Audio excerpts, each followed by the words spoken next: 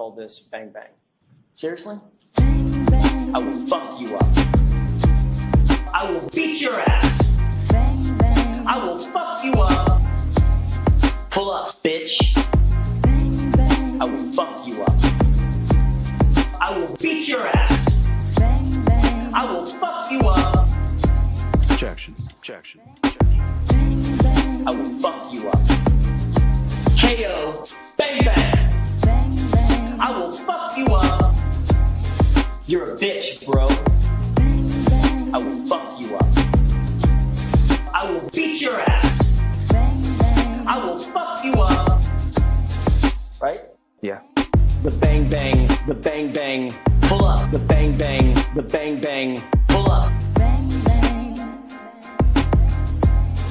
Right? Yeah. The bang bang, the bang bang, pull up. The bang bang, the bang bang.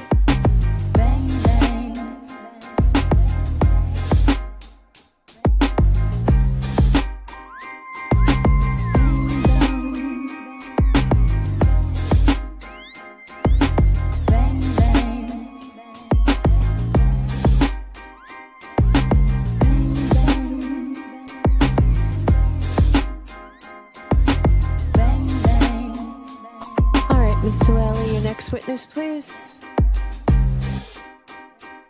Yes, Your Honor, the Commonwealth to call Trooper Michael Proctor to the stand.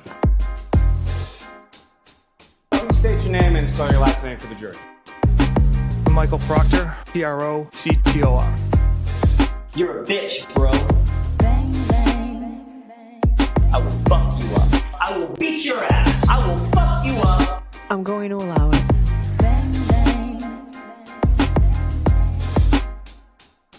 I will fuck you up. I will beat your ass. I will fuck you up. I'm going to allow it.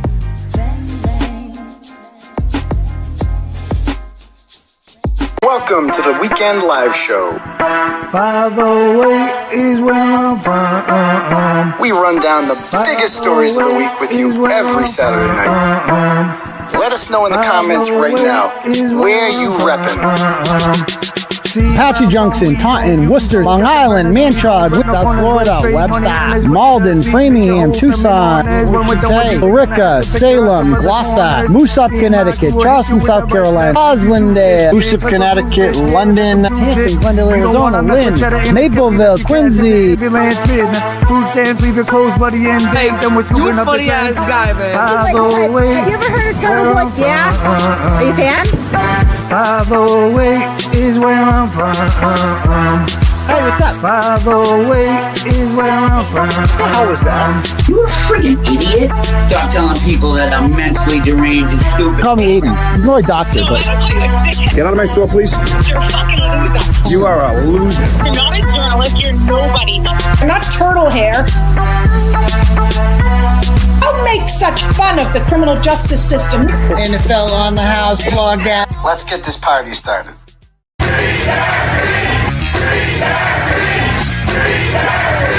And I will not be intimidated. I will not be silenced. And we will continue on our journey for justice for John O'Keefe and for Karen Reed. Tick, tick, boom. Boys, go baby, we bringing our toys. Boys, chopper be singing, should be on the voice. Bang, bang, we gon' ride out. Gang, gang, we don't die out. Want it like this, ain't no timeouts. Tell me who really gon' find out.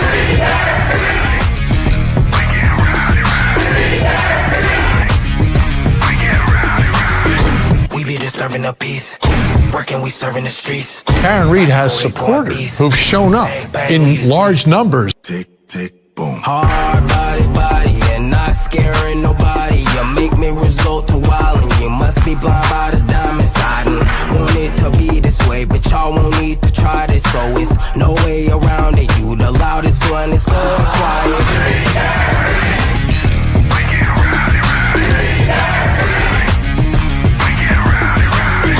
We be disturbing the peace.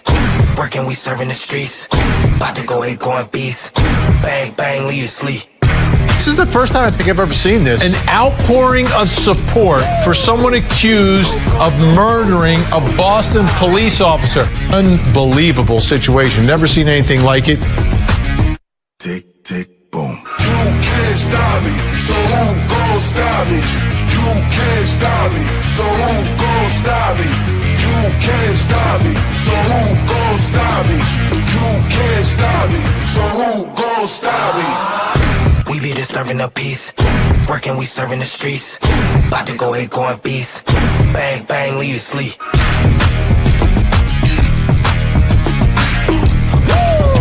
It's go, go, go, go, go, go, go time.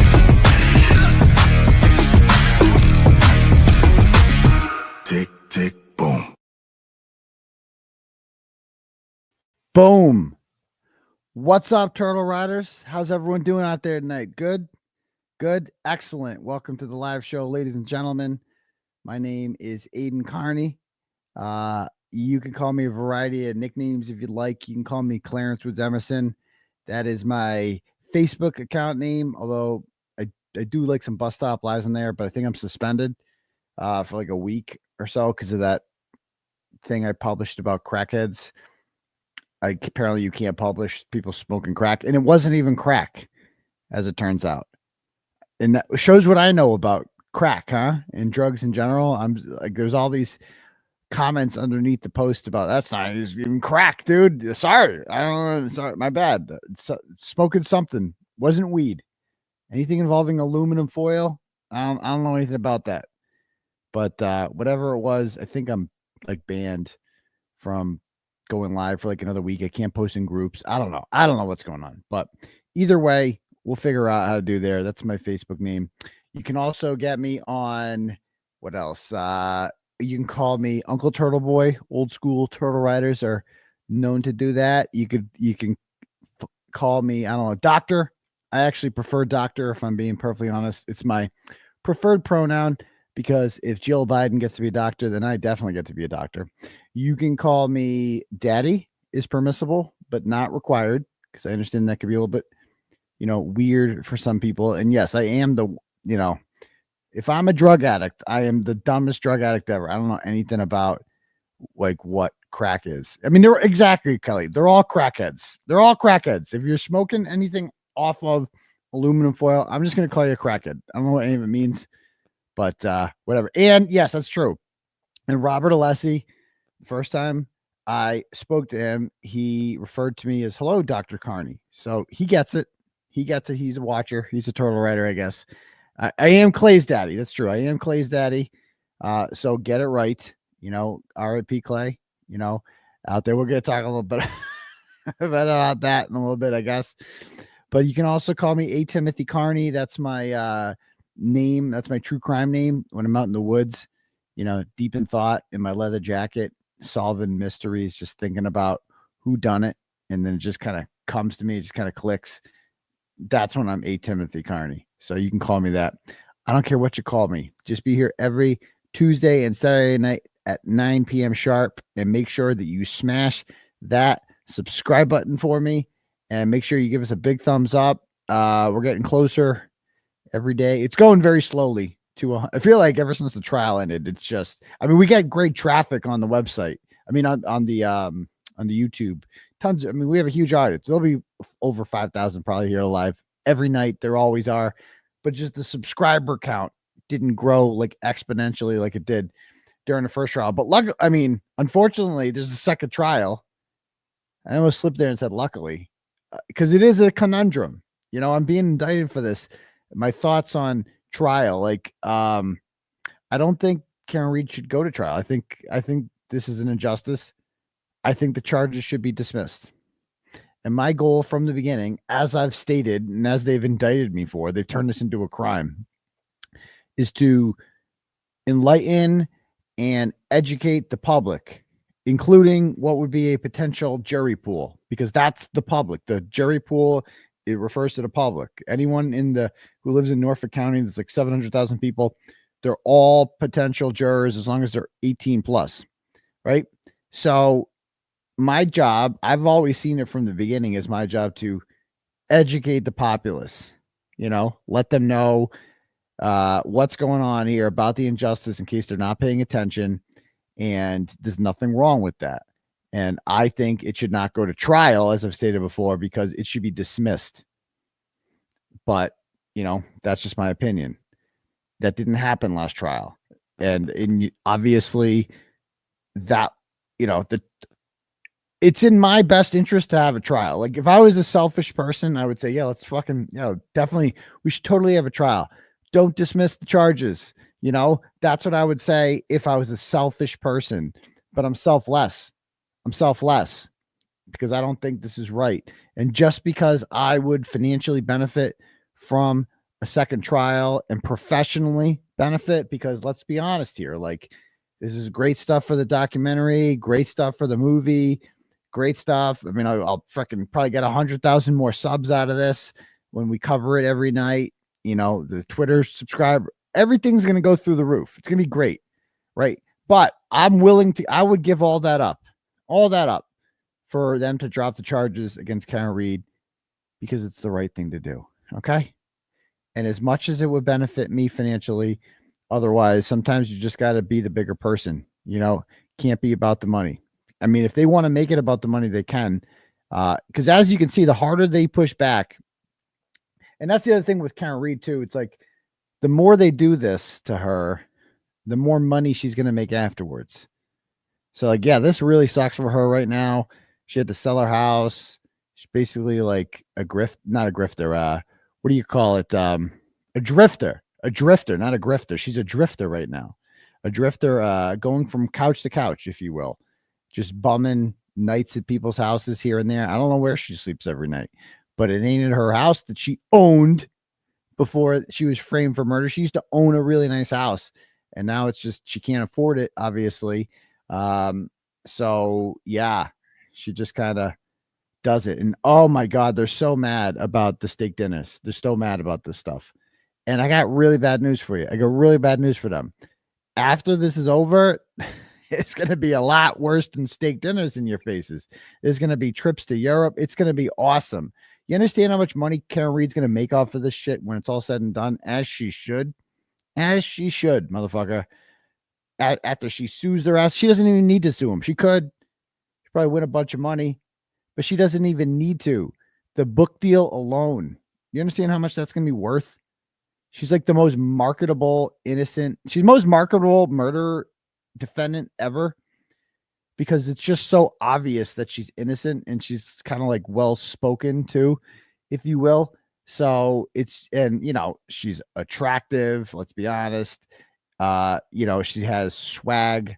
She's got it all, from that perspective. So she's just going to kill it, man. She's going to kill it, as she should. And as I should too. We suffered. Karen didn't have to do 60 days in jail. At least she only did one, one night she's been in jail. I did a full 60. So I put my time in. Actually it was 59 nights. It was 60 days and 59 nights, but still it felt like an eternity. And like a year ago today, I took my kid skiing today for the first time, Mount Wachusett. And I just remember it was fun. He loved it. He was scared to do it at first. I didn't want to do it. My daughter's away for cheering, but my son wanted to, he's like, I don't, he's like kind of scared to do it. And then we just took him, and he didn't want to leave. And I remember being up there on the bunny hill with him and just thinking like, I would have killed to do this a year ago today. A year ago today, I'm sitting in jail, waiting on the SJC to get back to me, because there was still hopes that I would get out like a week early, maybe watch the Super Bowl. That was my big thing. I want to watch the Super Bowl, and just sitting there. And it never happened, obviously, because that Lions scumbag judge, Paul McCollum, wrote in our petition to the SJC. He got to respond to it. And he said, because our whole argument was he's not dangerous. He should be let out. He should be let out of jail, because he never should have had his bail revoked. Bail revocation is for dangerous people. And so then the judge gets to respond, and the judge said he assaulted a pregnant woman. That he actually said that. Judge Paul McCollum said that. Can you believe that? Knowing all that we know now. Oh my God. Dude, what a piece of shit he is, sending me away for 60 days. What an asshole. So he tried to send me for 90 at first, and then he figured out you can't do that, actually. You can only revoke bail for 60 days. So he didn't know shit, that guy. And he doesn't hear our cases anymore in that courthouse, as he shouldn't, because he's a douchebag. But anyway, guys, oh yeah, so tomorrow's the Super Bowl, by the way, too. Let's take a little poll here. A little poll. Oh, where'd it go? Start a poll.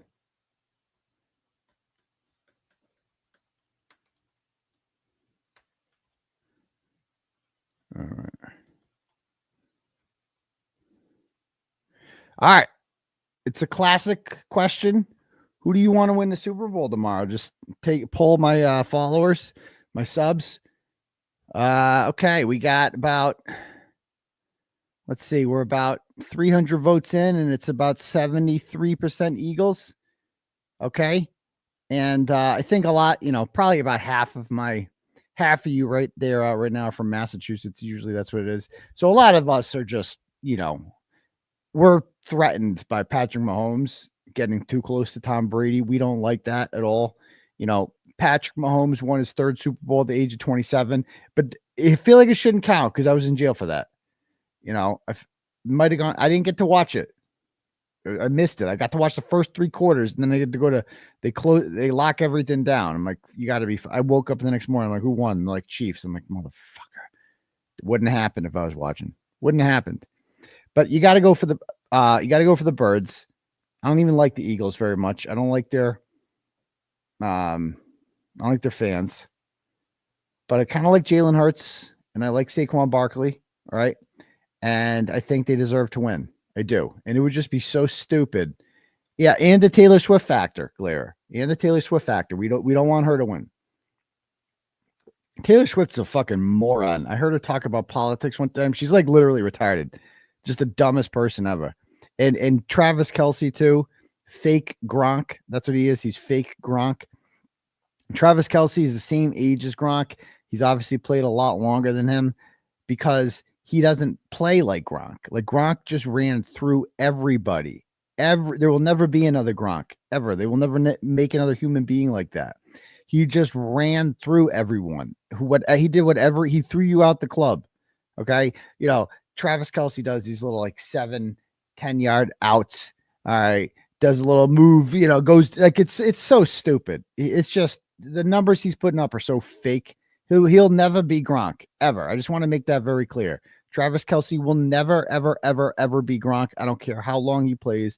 And Patrick Mahomes will never be Tom Brady. He had a chance to beat Tom Brady at the end of Brady's career. Couldn't do it twice. Lost to him in the AFC Championship in 2018. Then lost in the Super Bowl in 2020. 2 different teams. Couldn't get by Tom Brady. Had to wait for Tom Brady to retire to start winning shit. Okay. So don't give me that nonsense. If Patrick Mahomes was playing quarterback during the Brady era, he would be Peyton Manning or Drew Brees or Aaron Rodgers or one of these other schmucks. All right. That couldn't win the Super Bowl because Tom Brady still played in the NFL. So get the fuck out of here with that. But if they win tomorrow, well, then they're one step closer, aren't they? Because Brady didn't win 4 Super Bowls by age 28. Brady took 10 years off, right? He won in 2000. He won it when he was 27. Then he won again in 37. So, like, Patrick Mahomes needs to stop winning. And, like, one of these other motherfuckers needs to step up and win a goddamn Super Bowl. I'm sorry, Josh Allen and Lamar Jackson, right? And now Jalen Hurts. Or the 49ers. Like, can one of you motherfuckers please win a Super Bowl? What's wrong with you? At least the Giants would beat us. Nick Foles beat us, for crying out loud. Step up and beat this fucking team tomorrow. Do it for your country. Do it for God. Do it for Baby Clay. Do it. Baby Clay does not need to see his first year, what would have been his first year on earth, like his first year in heaven. RIP. He does not need to see that. Okay. We need a Birds win tomorrow. And I don't know about you guys. I gambled my face off. I have so many bets tomorrow. I picked a lot of exact scores. I do that. That's fun because those pay out the most. So I'm doing a lot of like random exact scores. And I did this one bet. I've never seen this before, that you can bet that will this year's Super Bowl final score be the same score as another Super Bowl? And it was like, yes was like plus 480. And I don't know. I couldn't tell you any of the scores. I mean, I could some of them, but I just bet it because I'm like, yeah, like fuck it. That's like fun. Because I won't even know. Because like some of these bets, they're over. Like if you bet on like who's gonna get the first field goal, who's gonna get the first catch, it's over in the first quarter. Your whole bet's over. Whereas that bet about will there be will the final score be the exact score of another Super Bowl, right? That's a fun bet because I'm gonna have 57 Super Bowls. Like I have to like Google it. Okay. And then I'm looking at the score, all the permutations with it. Like, okay, if they get a score here, fucking, Vikings, Cowboys, Super Bowl, whatever. Like, oh shit, we could get that one, So I love the fucking Super Bowl. I'll be starting my son's thank God for the snow. He had a flag football game scheduled at 3:30 tomorrow. Can you believe that? Who does that on Super Bowl Sunday? And that's canceled because of the snow. So I was going to have to go to the Super Bowl party tomorrow. I wouldn't be able to drink because I had to bring my son to flag football and then come back for 5 o'clock. It's like, no, I want the whole day. I want the whole day. Like it's like my freaking, this is the biggest holiday of the year for me and for men across America. It is to me, it's better than Thanksgiving. It's it's better than Christmas. Kind of. Christmas is stressful. You have to like get gifts. You gotta, it's just Santa is not from, and it gets fun.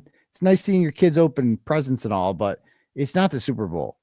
The Super Bowl is the greatest day of the year, and it's tomorrow, and it's going to be dope. So go Eagles, even though I don't want to see this super matchup. You still got to get into it. You still got to pick a team, and let's do this. Okay.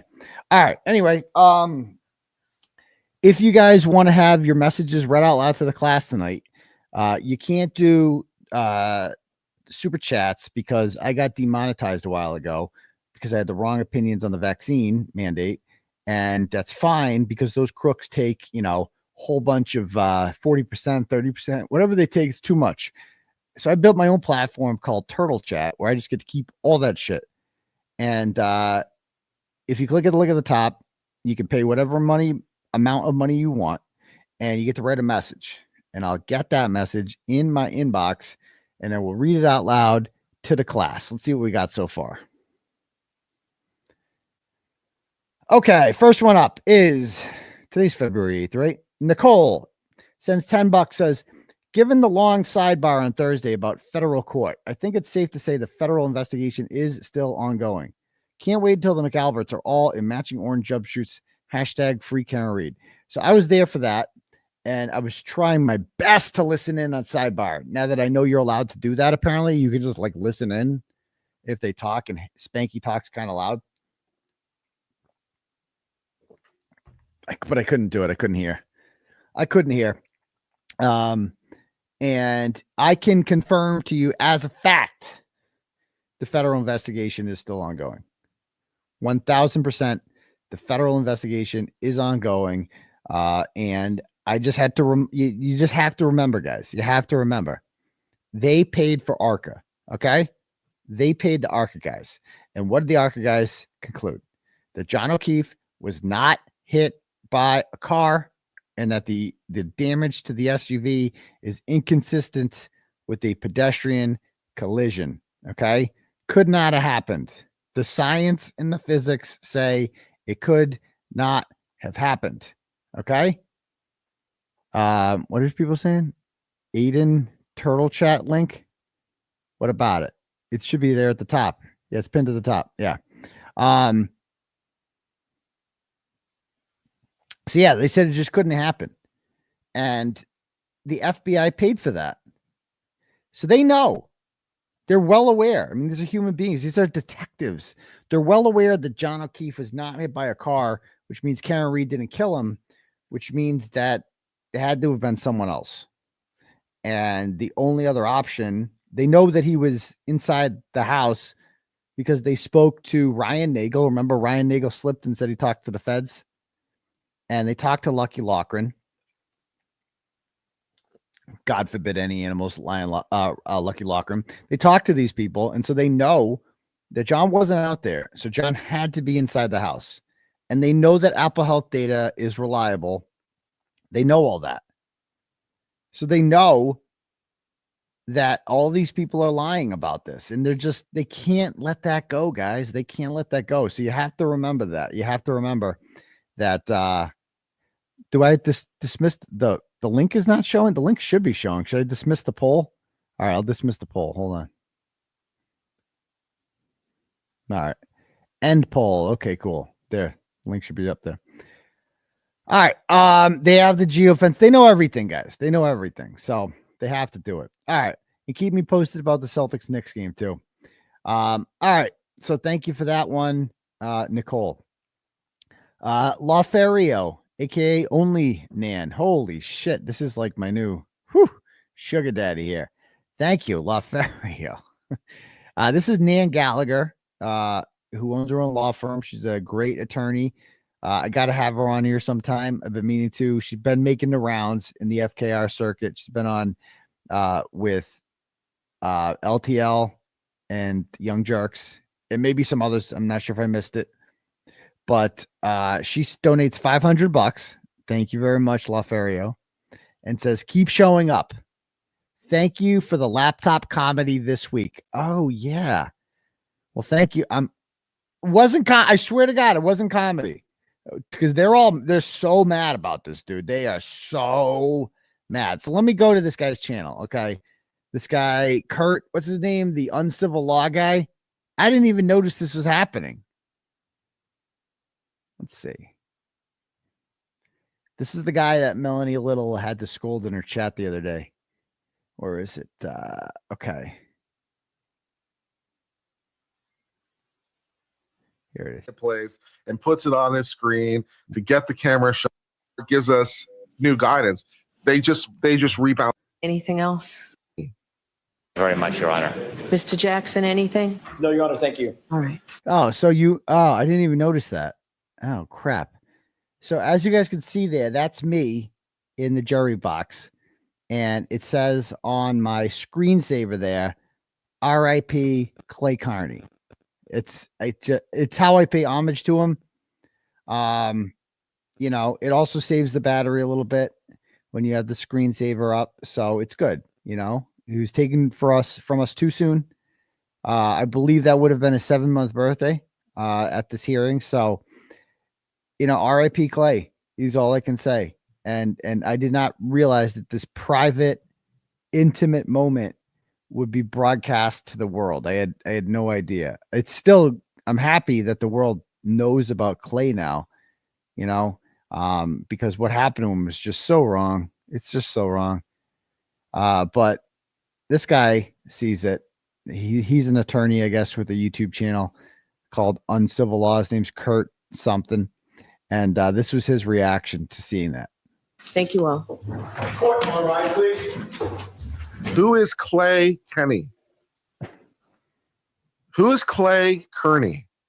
Because this guy just has it prominently on his laptop, I assume, for a deliberate reason. Who is Clay Kearney? You assume too much. We have a new mystery. Clay Kearney. He's a better man than you. I'll tell you that much. He's a great. He's an American icon. How are we spelling this? Kearney. Yeah, he's a gangster baby. He survived multiple abortions and alcohol abuse in the womb. You do that. Death? Turtle Boy? So he's reading his chat here. Well, Turtle Boy isn't dead. No, far from it.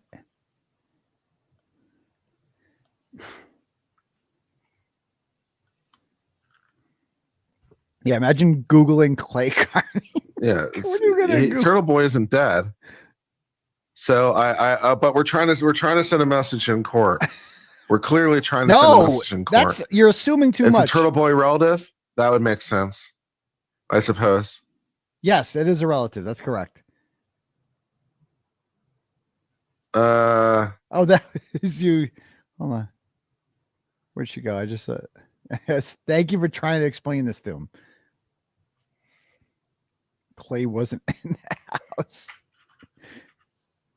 He was in the womb. That's where Clay was. Yeah, I can't really find any in a quick Google search. I can't find who they're talking about. Not yet. You can't. Clay, Kearney, Massachusetts. We got to update my Wikipedia page. Who they're talking about. So just a mystery RIP. RIP Clay Kearney, whoever you are. You just told me who it was? That's his fake baby that was fake aborted. I'm even more confused than I was before. There's a fake baby that was fake aborted. What? He's freaking okay. I did not know that. You say that like it answers a question, or maybe it does, and now I'm just left with more questions. My follow-up question is what?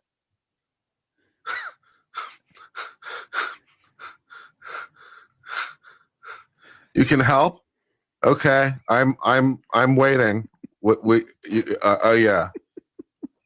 What lore do I need to know? What the hell are you talking about? It's a long story. It's a long story, and it's a candid. The woman who had him arrested claims she was pregnant and took abortion pills. Yes, with Clay. Okay. Yes. First of all, Turtle Boy has sex. Yeah. Ew. Hey. Second of all, what? What's wrong with me? As a joke, he named the baby Clay. I don't look like you. My bad. This is some real deep lore shit that's happening right now in court, is what you're telling me. This is some real deep cut, deep lore shit that's happening right now about Turtle Boy. This is some deep lore Turtle Boy bullshit, is what you're telling me. That this guy is bringing into open court. Basically, he's doing a Harambe, is what you're telling me. Dick's out for Harambe. Am I understanding basically correctly at this point? It sounds, yeah. Okay. Well, that's a bold move. That's a bold move in court. Yeah. Dick's out for Harambe. It's like that meme that, people used to do it. If you're on TV, if you're in the background of like a media report, you put a sign that's up that says Dick's out for Harambe. It was like a meme like 10 years ago. So that's what he's comparing this to. But this is not intentional. Look I'm just on my computer. I try to keep up, and if I'm not actively touching the screen, then the screensaver comes up, and my screensaver is RIP Clay Kearney. Okay. If you've ever had a son aborted in front of you, murdered, let's call it what it is, cold-blooded murder right in front of me, then you don't know how that feels until it happens to you, Kurt.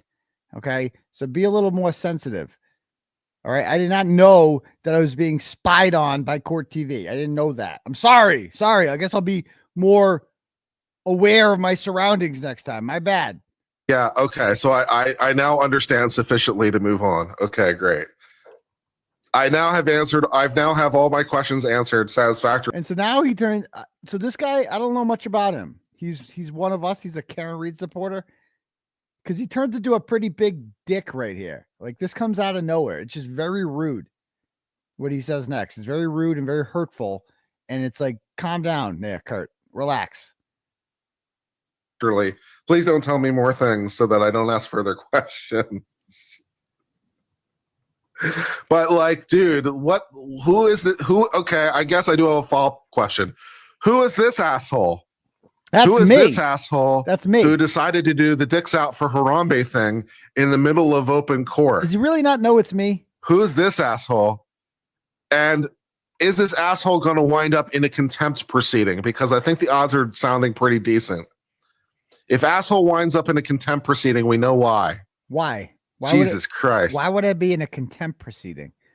You think that is Turtle Boy? They let him into the courtroom? Why wouldn't they let me in the courtroom?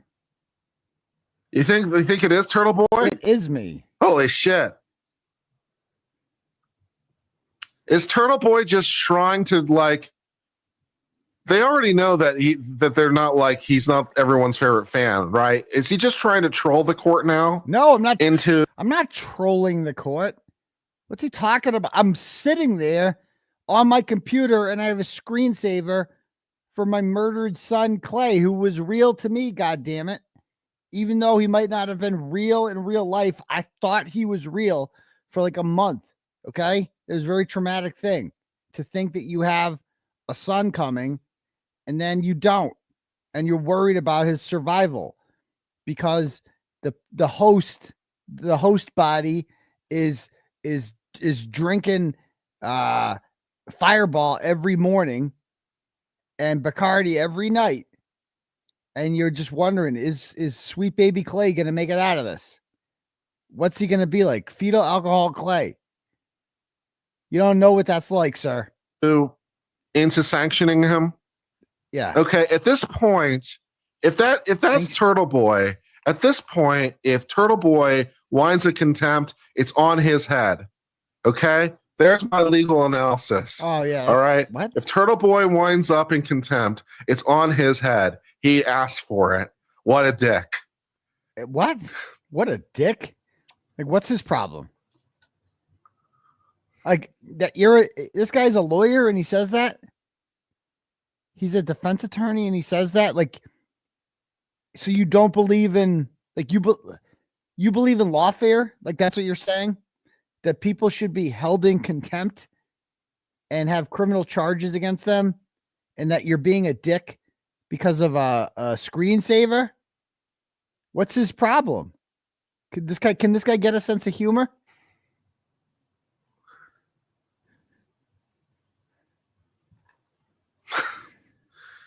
Turtle Boy is going to wind up in prison, and I'm not going to feel sorry for him. Like, what? That's what we've learned as a result of this. Like, what kind of dick comment is that? Turtle Boy's going to end up in prison, and I don't feel sorry for him?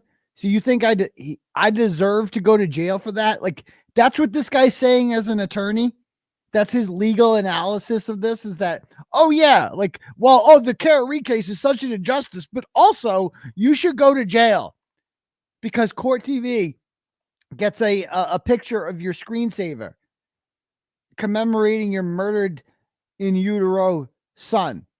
Okay. I mean, that's what this guy's saying. You deserve that. That's basically what he just said. You deserve to go to jail for that. What kind of shit is this? Of this proceeding. Holy shit. I mean, it's obviously the most deliberate thing ever. He picks obviously a place and puts it on his screen to get the camera shot. What? Holy shit. What? Aunt Bev is going to lose her mind, and I don't even blame her at this point. What's she going to lose her mind? I don't even blame her. You don't blame her? What rule did I violate? Am I not allowed to have a screensaver? Is that what you're saying? Maybe Court TV shouldn't zoom in so far. Maybe they should zoom in a little more. A little zoomed out to him. Oh, what's he talking about? So this guy is like, oh yeah, you go, girl, Auntie Bev, sanction his ass. Put him in chains. If he winds up getting lashes in open court.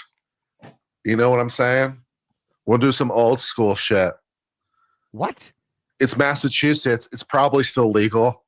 It's probably on the books somewhere. He probably gets lashes in open court. Yeah. It sounds like something that's probably about to happen. Holy shit. I'm not the one that got yelled at. What a dick. What a dick. What an absolute dick. You think I'm the dick? At least I don't get yelled at in Melanie Little's chat like a child. Remember that? Thank you. Kurt? Thank you all. Is that it? Is that it? Well, did Turtle Boy have his trial yet? No. Well, I don't know, but it sounds like he's inviting disaster. How is that inviting disaster? Yeah, what is his problem? Sounds like he's inviting disaster to me. At the last hearing, he put a picture of the DA that indicted him. Holy shit. Holy shit. Oh, yeah. Yeah, Turtle Boy is professional trolling. Turtle Boy is going to wind up in prison. What? Turtle Boy's just basically asking to go to prison at this point. Turtle Boy's asking to go to prison? What the fuck is wrong with this guy? Can I call? People keep saying call him. How can I do that? How can I call this guy? Anybody have his number? He's got like 100. He's got like 140,000 subs, but he gets like 5,000 viewers total on his channel. So nobody listens to him. He's got a lot of subs, but not many people actually want to. How can I call him? 1-800 douchebag. Like, how do I call this guy? What's his number? I mean, can you believe the things he's saying, that he deserves to go to jail for this? Oh, he's asking for it. I won't feel sorry for him. Go get him, Auntie Bev. You go, girl. Yeah, get him. Yeah, what's his problem? Like, he was funny at first. You know, can we have a sense of humor a little bit? I mean, even if this was on purpose, which it wasn't, okay? Which it was not. This is a really serious matter, a somber and serious thing. Who cares? It would have been funny. Wait. Well, that was some spice in my day that I didn't really expect. So I bring spice to your day. That's what you're saying? So that's a good thing. What's wrong with spice? Oh, Civ 7 came out. I've never really been good at Civilization. All right. But do we want to play Civilization? But some people were like really mad about, like, others were. Anybody know how to call them? Nice. Celtics winning. Sweet. People keep saying call them. Like, I assumed you guys had the number for that. If you're going to say that, like, how am I supposed to call them? But others posted it too. Like, oh, this one chick is so mad. Let me see if I can find it.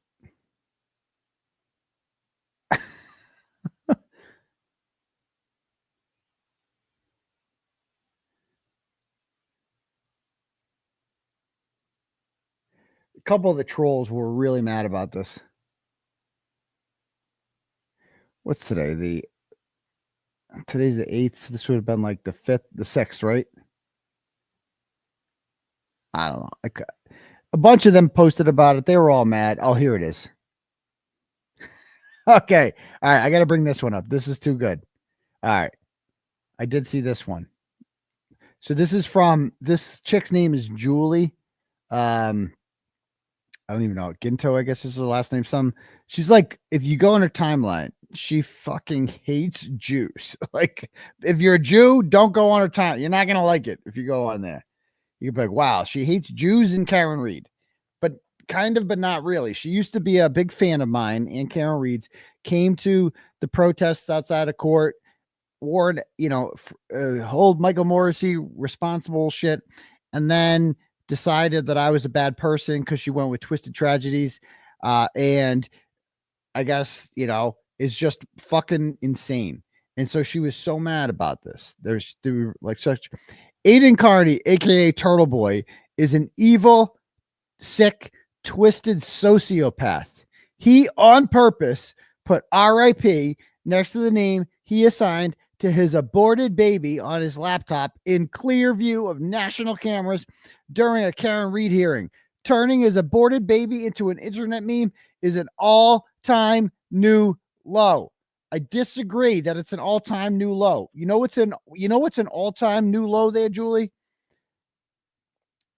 Pretending to be pregnant with another person's baby in order to fuck with their head and drive them into a mental health crisis, pretending twice to abort the baby, all right, and then lying and sending that person to jail because you're upset that they figured out that the baby isn't real. Okay, I think that's a little bit more fucked up than anything I did. All right, and then she goes like, nobody believes that anymore. And then she had this follow-up. More proof. Aidan Kearney is Pinocchio. He acknowledged picking up his laptop. I think it's laptop, dear. Before. He knows I made a good argument on why he should be removed. Oh, lots of good arguments. Thus, the defensiveness.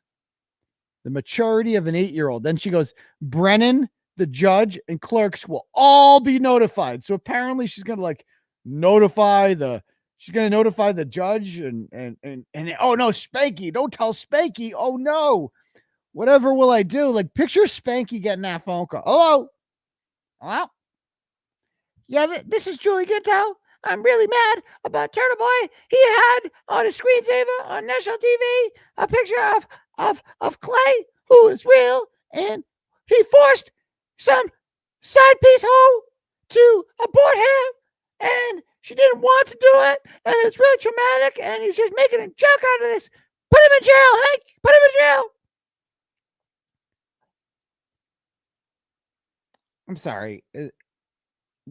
What did you just say? Was that Was that peer reviewed? What you just said, dear? Who is this? Who's Clay? Clay. What? What did Turtle Boy do this time? Just picture how that conversation went back and forth. Like, she's going to call Spanky to tell him about this. Like, are you kidding me? And she's saying I knew about it before because I'm like, I had no idea. But I go, first sighting of Ghetto. I didn't know they were spying on me for this either. All I'm doing is sitting in my comfortable chair, going on my computer, perusing the internet, and just taking in the atmosphere and typing up some notes, and I'm going on social media. That's all I'm doing. I can't help it if Camelo in a ventilator ends up showing up on my screen. That's not my fault. That doesn't mean it's intentional. You know?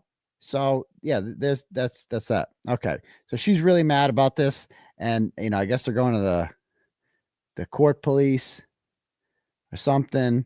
And they're just really mad. All right. Anyway, then she starts tagging Sue. Look at this. They start going nuts. She starts going. Then she goes, "This is witness intimidation."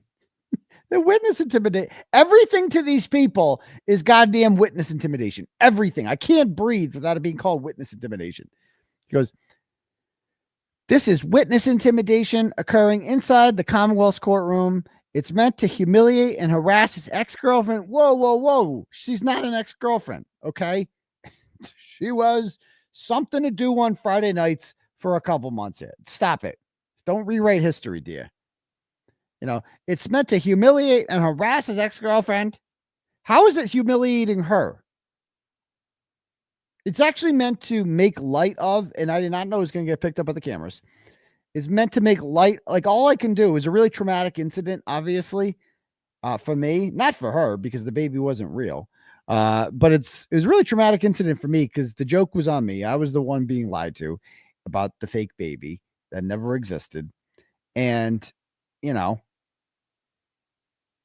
all I can do, the fact that I'm able to make light of this, right, shows you that I've taken my power back, right? It's like I'm able to just laugh it off and say, okay, yeah, it was really shitty, but at least I can laugh about it, At least I can laugh about it.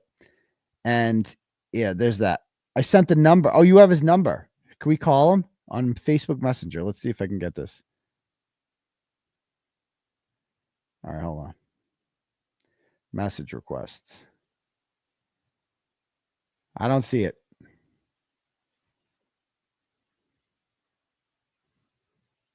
I don't see it on Facebook Messenger. Did you message Clarence Woods Emerson? Because that's my account. You got a message. Clarence Woods Emerson. It's too late to call him. It's freaking 9:48. Stop it.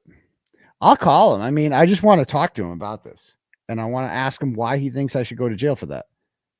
And like, what's up his ass? And like, I thought you were cool. My followers, my subs, my people.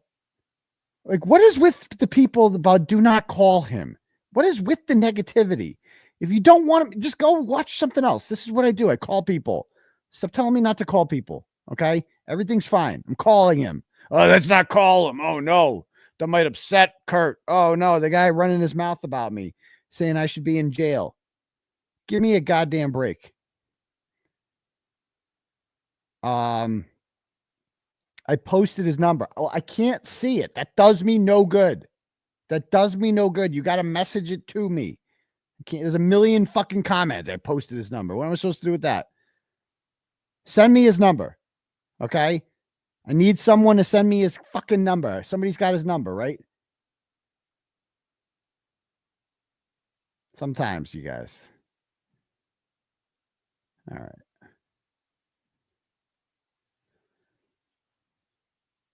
You went to jail for Clay. I did. No, my message requests, they're not in there. In a free world, you can call anyone. Exactly. Like, that's how. Since when did we start being scared of like calling people on the phone? Yeah, I'm not gonna say his. I'm not gonna read his number out. Don't worry.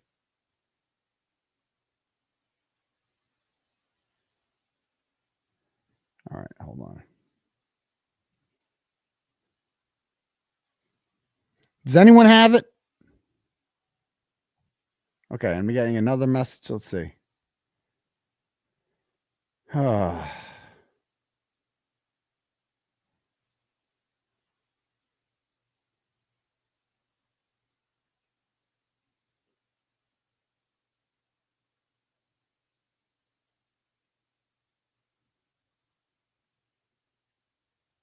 I don't see it. So all you people keep telling me you're posting it, you're sending it to me.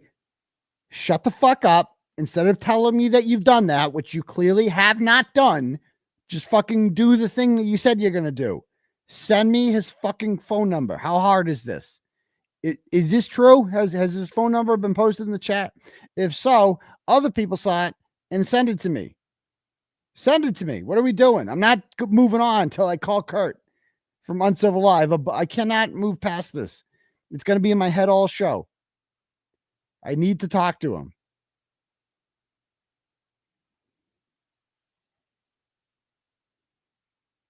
YouTube is blocking the number. Then don't fucking post it on YouTube. My Facebook name is Clarence Woods Emerson. I know you got a fucking Facebook page. Just fucking message it to me on fucking Facebook. What is so hard about this? What is so hard about this? I will not fucking continue the show until I call Kurt. So give me his fucking number and shut the fuck up about what you should do. Jesus fucking Christ. Send me his fucking number. It's on the page. Look it up. Block him. Rich, shoot it. Block him from the chat. Forever, mods. He is fucking done. I'm blocking him. Any more of this bullshit about, oh, go look it up. Go on the page. No. Can I block him myself? Okay, I hid that. No. I want to block him because I fucking hate him. He's done. He's banned. Make a new name if you want to comment on here. Get the fuck out of here with your bullshit. All right. Anyone? All right. Give me the goddamn number. I already blocked him. I already blocked him. Done. I am not dealing with that shit. All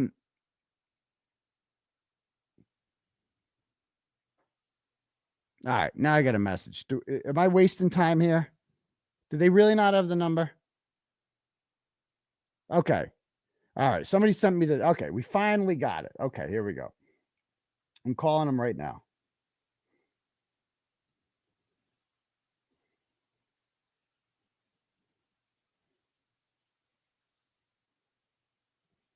Is this like his law firm name? Oh. Thank you for calling the Mueller firm. We are assisting other clients or our office is closed. Press 1 to leave a general message. Press 2 to leave a message. Thank you for calling the Mueller firm. You have reached our general voicemail. Please leave a detailed message and we will return your call. Hey, this message is for Kurt. I don't know if I have the right phone number. Somebody said they had it in chat, but this is Aidan from Turtle Boy calling. I'm calling to talk to you. I don't know you. We've never met before. My followers, my subscribers, if you will, tell me that you're not a bad person, that you support Karen Reed, which is good. Okay. But I didn't like what you said. It was the whole thing about me going to jail and me making a mockery out of this and blah, blah, blah, blah, blah. Completely uncalled for. It was uncivil of you. Maybe that's why you call yourself that. I don't know. But that was really rude. Okay. So I just want to say that. And I want to talk to you about it. And I think you should come on my show and we should hash this out. All right. And we should get to the bottom of this. Because I didn't know who you were before you went on Melanie Little's chat and she spanked you because you were rude to her. You were a massage therapist on there.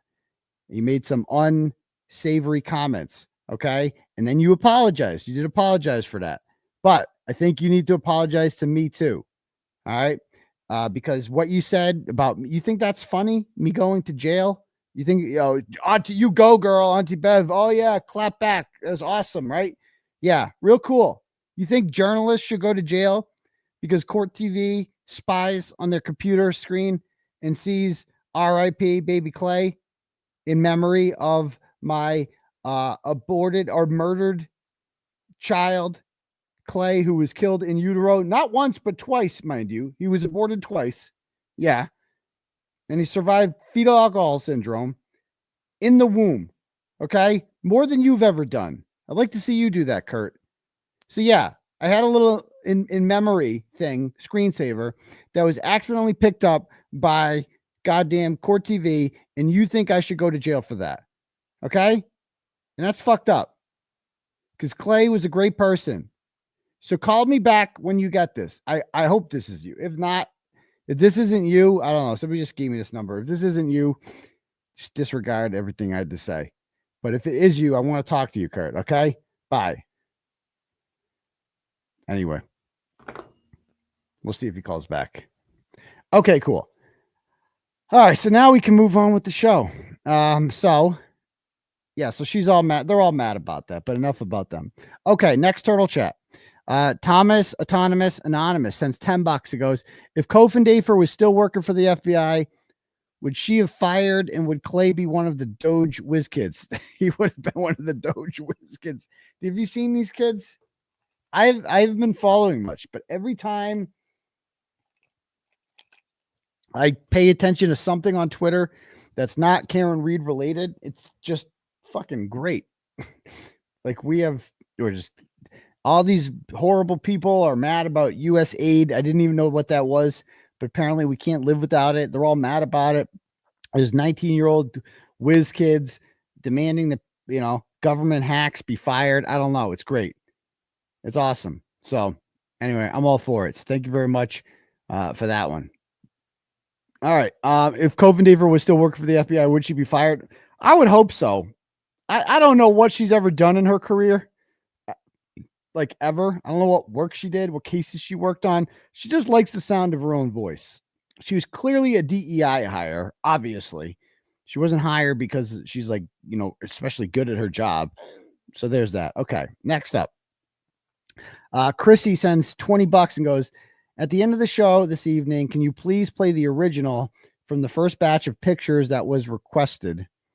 I'm in it and I was thinner 2.5 years ago. Damn menopause. Keep up the fight.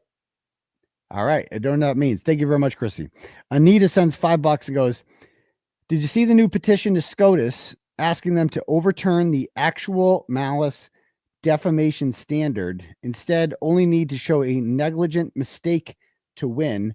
Would really hurt independent journalists versus billion-dollar MSM companies. Petition from Wynn, the billionaire casino mogul, and sad surprise seeing Trump and some of the other conservative justices are in favor of this. Yeah, it's a tough one. So that's about libel you're talking about and defamation. Right, because of the New York Times versus Sullivan decision, in order to sue someone for defamation, you have to prove actual malice, that they knew what they were saying was wrong and they did it anyway to hurt you.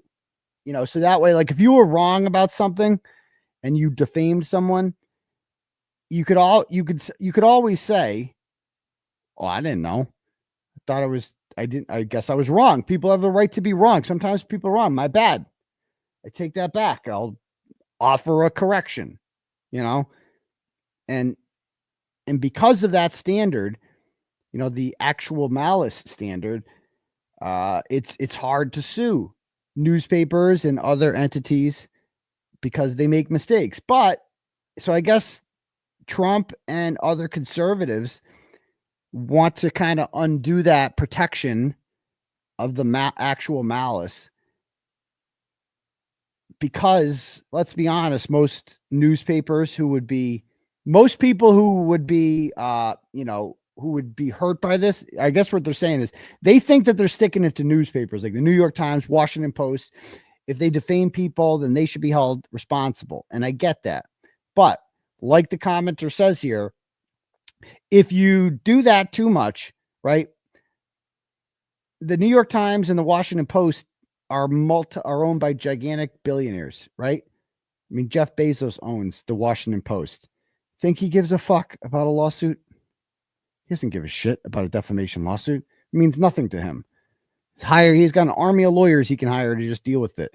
Whereas independent journalists like myself, Well, that's a different standard. You know, if God forbid I get something wrong, which I've done before, and I make corrections when I do, then, you know, you're going to lose your house over that.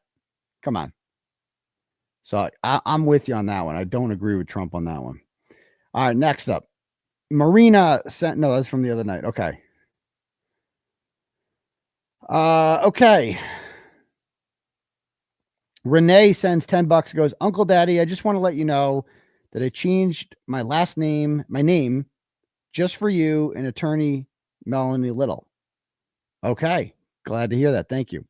Susan sends $25 and goes, was there ever a discussion that I missed with regards to Proctor's portfolio that he called the binder and how he could have used that portfolio to transport the broken taillight pieces to the crime scene from the Sally Port? He confirmed to AJ in a hospital photo that it was his portfolio on a chair. Again, when you guys send turtle chats, got to keep them brief. This is like a whole paragraph.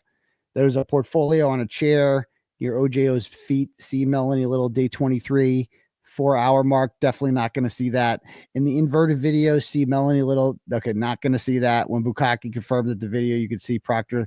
Okay, I can't read this whole thing. Okay, I have no idea what you're talking about. I literally have absolutely no idea what you're talking about, but I appreciate the dono. And thank you very much, because you ended it with free Turtle Boy, free Karen Reed, and justice for John O'Keefe. I have no fucking clue what you're talking about with the portfolio. None. But I appreciate the thoughts, Susan. Thank you. Suzanne sends $25 and says, you are a twisted, sick sociopath for investigating and telling the truth. ? Screw him. R.I.P. Clay. You were never able to be the 6'4" tight end, NFL tight end that you were supposed to be. I know. He would have been. Would have done great things. Thank you. Lynn sends $10, goes, Dr. Turtle Daddy, please cut Kurt a break. He seriously thought you did it on purpose. If y'all talked, I think you would get along. He's huge, free Karen Reed. Okay.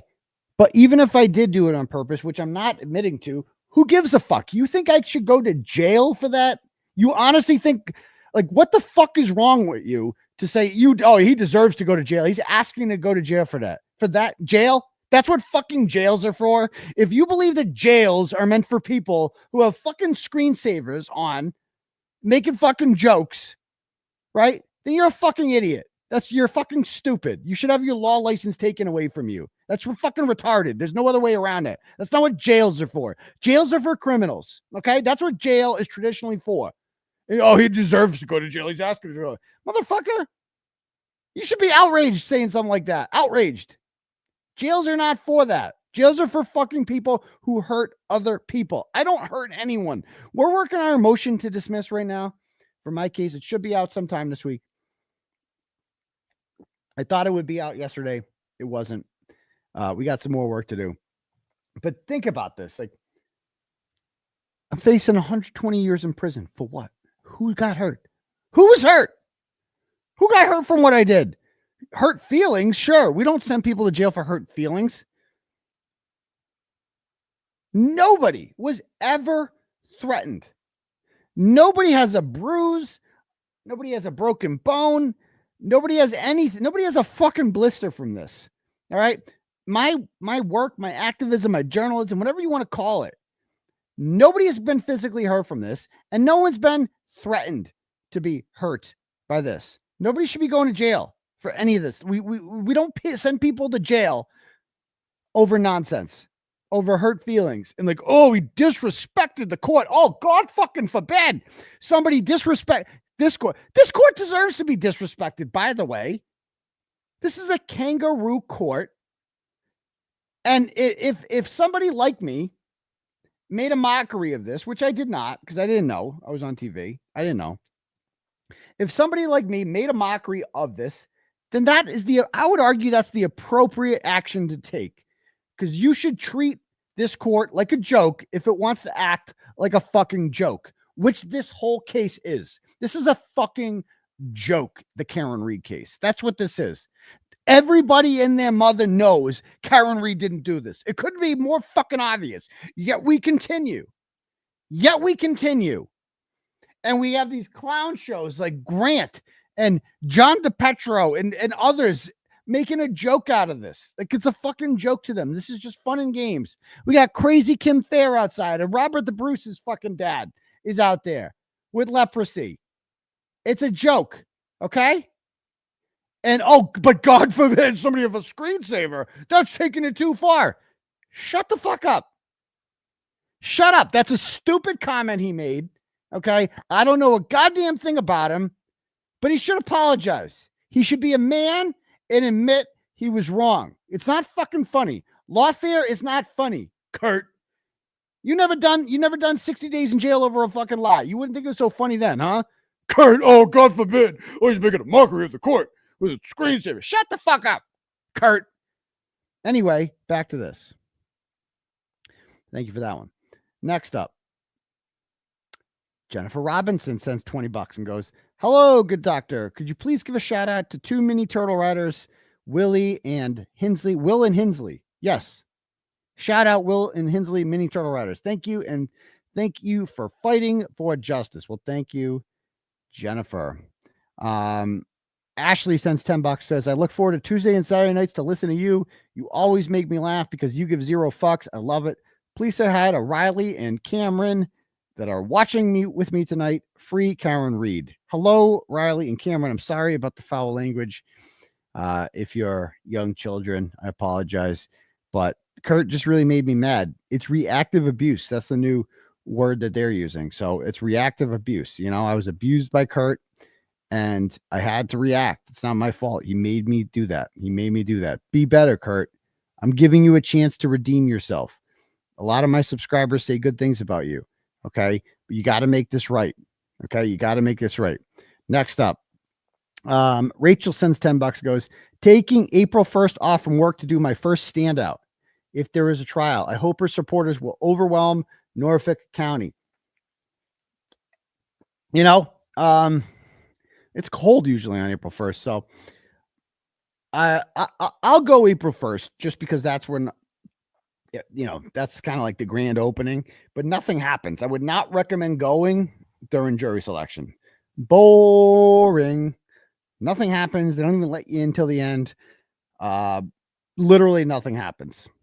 So, and jury selection this time around is going to take like a month, dude, to figure out a jury.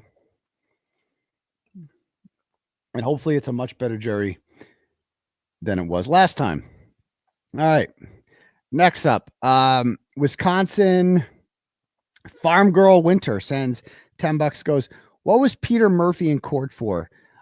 Detective, no, Sean Good actually tried to charge him for parking in a church parking lot or something. I don't even know the whole story. I'd love to write about it if Peter wants to send over the information. So apparently the charges were not filed. There was another swing and a miss for the Canton Police Department. An attempt at a criminal complaint against a law-abiding citizen, it was trespassing. That's what he was charged. Thank you. Trespassing. They tried to charge him with that, and there was no probable cause. So once again, swing and a miss. Thank you. Jen's dentist sends $10 and says, Doc, if I may say so, you remind me of another doctor of journalism, the great Dr. Gonzo, Hunter S. Thompson. Not in writing style, but your tenacious attitude and willingness to make scumbags squirm.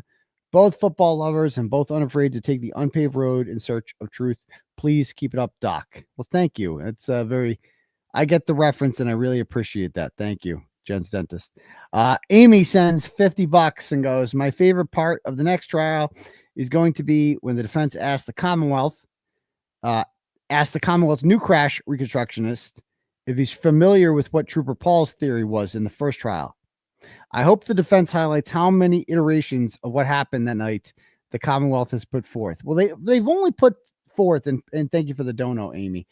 They've only put forth one on the record explanation, and that's got clipped by the car, did the pirouette 180, and then the phone just did get beneath him, right? Landed on his back, whatever. Okay. So that's the only theory they've officially put forward on the books. But you're right. I am looking forward to anyone Like Trooper Paul's a moron, obviously, so he can just get up there and say that. But there's no way anyone with like a degree in biomechanics, they're not going to survive cross-examination. They're not going to be able to explain how this scientifically could have happened. You're not going to outdo the ARCA experts. You can't do it. The science is the science, period. End of story. End of story. So we'll see. Thank you, Amy. Brian sends $5 and says, Brian Hale, the photographer, says, thank you for your generous donation towards replacing my dying old computer and everyone else who donated. It'll be a huge help towards getting photos out there in a more timely fashion and will relieve a major headache on my end. Thank you again, Brian Hale Photo. And so you didn't have to send me $5, man. So now it's like I only sent you, because that's now you're taking away from what I gave you, which defeats the purpose of it. So thank you. I appreciate that. But yeah, Brian Hale does great work and he's documenting history. So I was happy. He's earned it as far as I'm concerned. So thank you very much, Brian. Nicole sends $10 and goes, given the long sidebar on Thursday about federal court. No, I already read that one. Okay. Let me see if there's any more. Okay. Have a couple cash apps to read here.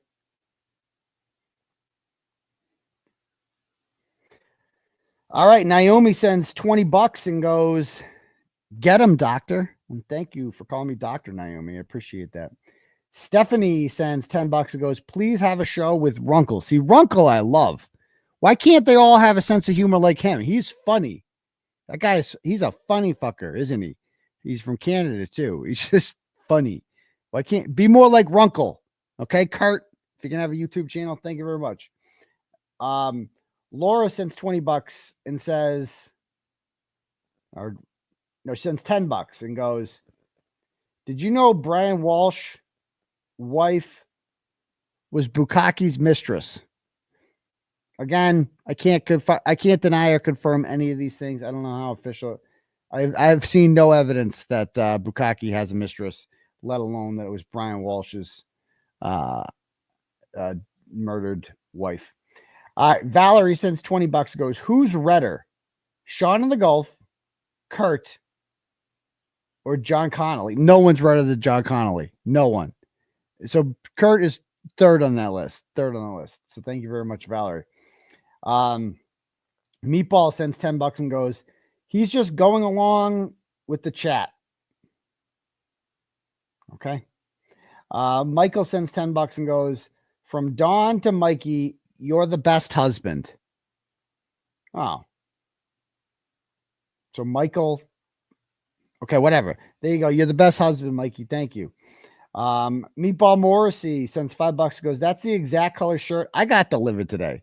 It's a nice, it goes well with the green screen. I'm a big fan of yellow. Thank you very much. You know, no one ever says their favorite color is yellow. It's kind of always left out, and it's a primary color. But anyway.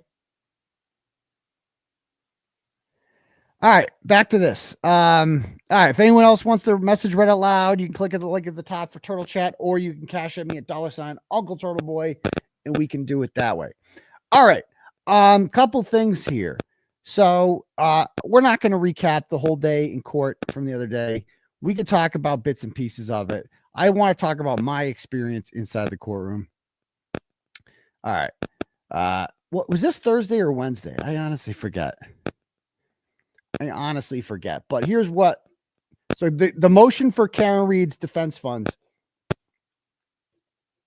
the $12,000 or whatever, was denied. That was denied. I've never heard of that before about returning experts' fees. This guy played stupid.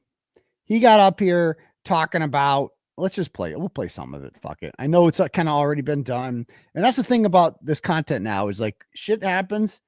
Emotion comes out and there's already 4 YouTube shows about it and everybody's posting on Twitter.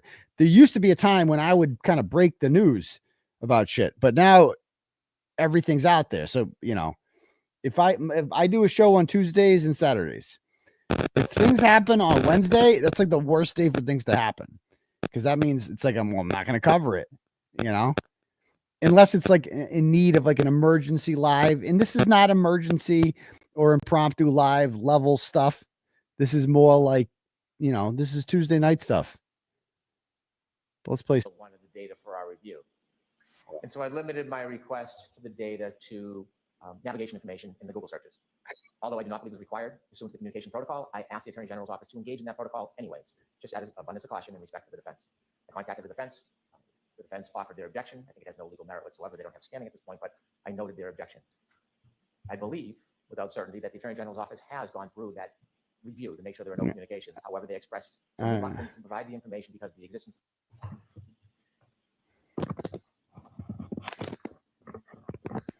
It's notable that the defense purposely conflates two very separate issues. If you had a chance to read their motion, they suggest that they should receive costs because they hired an expert, came to Canton, and didn't receive the information they wanted. Yet today in the argument, they try to give you a historical complaint about the production of videos in this case. That is a separate issue. That's a Rule 14 issue, but that is not the motion before the court. The reason I suggest they conflate the issues is because they know their merit for costs. I mean, their motion for costs has no merit whatsoever. And so what they're trying to do is incite facts, invoke this injustice they've created so that the court looks at the motion that they actually filed and gets it distorted. It is disappointing to stand before a court. Oh yeah, disappointing. As an attorney and have someone else have a cross affidavit. Frankly, in my career, when that has happened on rare occasions, I find that embarrassing. There is very skilled and able attorneys in this courtroom, and to work out discovery matters and agreements is something that attorneys always should do. And that is what I tried to do in this case. I have tried. So his whole attitude up here is like, we should be discussing this as a group instead of hashing this out in court. It's like, oh, you're new here, Spanky. I'm convinced he doesn't know what's going on here. I don't think he understands what he got himself involved in. I don't think he understands just how corrupt this is. It's like, oh no, dude, you joined you guys didn't hand over the library footage. You guys lied about daylight savings. You guys had this 3-point turn story forever until you just didn't. You guys said that 4:15 was the right time. That 5:30 was the right time until a police report showed 4:15, at which point you just said, oh, it's a Scrivener's error. So no, Spanky. No. You fucked up, dude. You know what I mean? Anyway, so he's just like, I can't believe they're doing this. This is unheard of. No, dude, you made them fly an expert out here to look at You could have told them there's nothing on it. You could have said that. You flew an expert out here. They got here. They're like, oh, there's nothing there. There's no footage to look over. To give the defense the best opportunity I can to get whatever information they want, whether it is required or not required. Yet, I'm standing here today, and I have to now share with you my conversations with the defense. I have to share with them. Oh no! The defense, because they have lodged a motion asking for money that they are not entitled to. If I stand back and do nothing and remain the dignity of the court, then what happens is there are claims. Speaking of money, they're not entitled to. Spanky, you signed a contract saying that you would get paid $75,000 to do this case. I didn't believe it then, because that seems way beneath what you would command for a salary for doing this, because you're obviously a very esteemed attorney who probably charges a shitload of money to do it. So that didn't seem right. But as we've seen from public records requests, not even public records requests, this is just open information. Saw this posted a couple days ago, and then Olivia Lambo posted it today. Let me pull up this.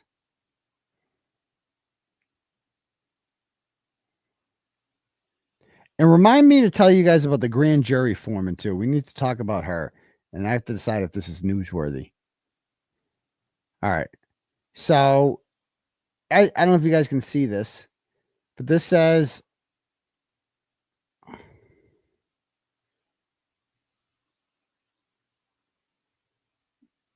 no.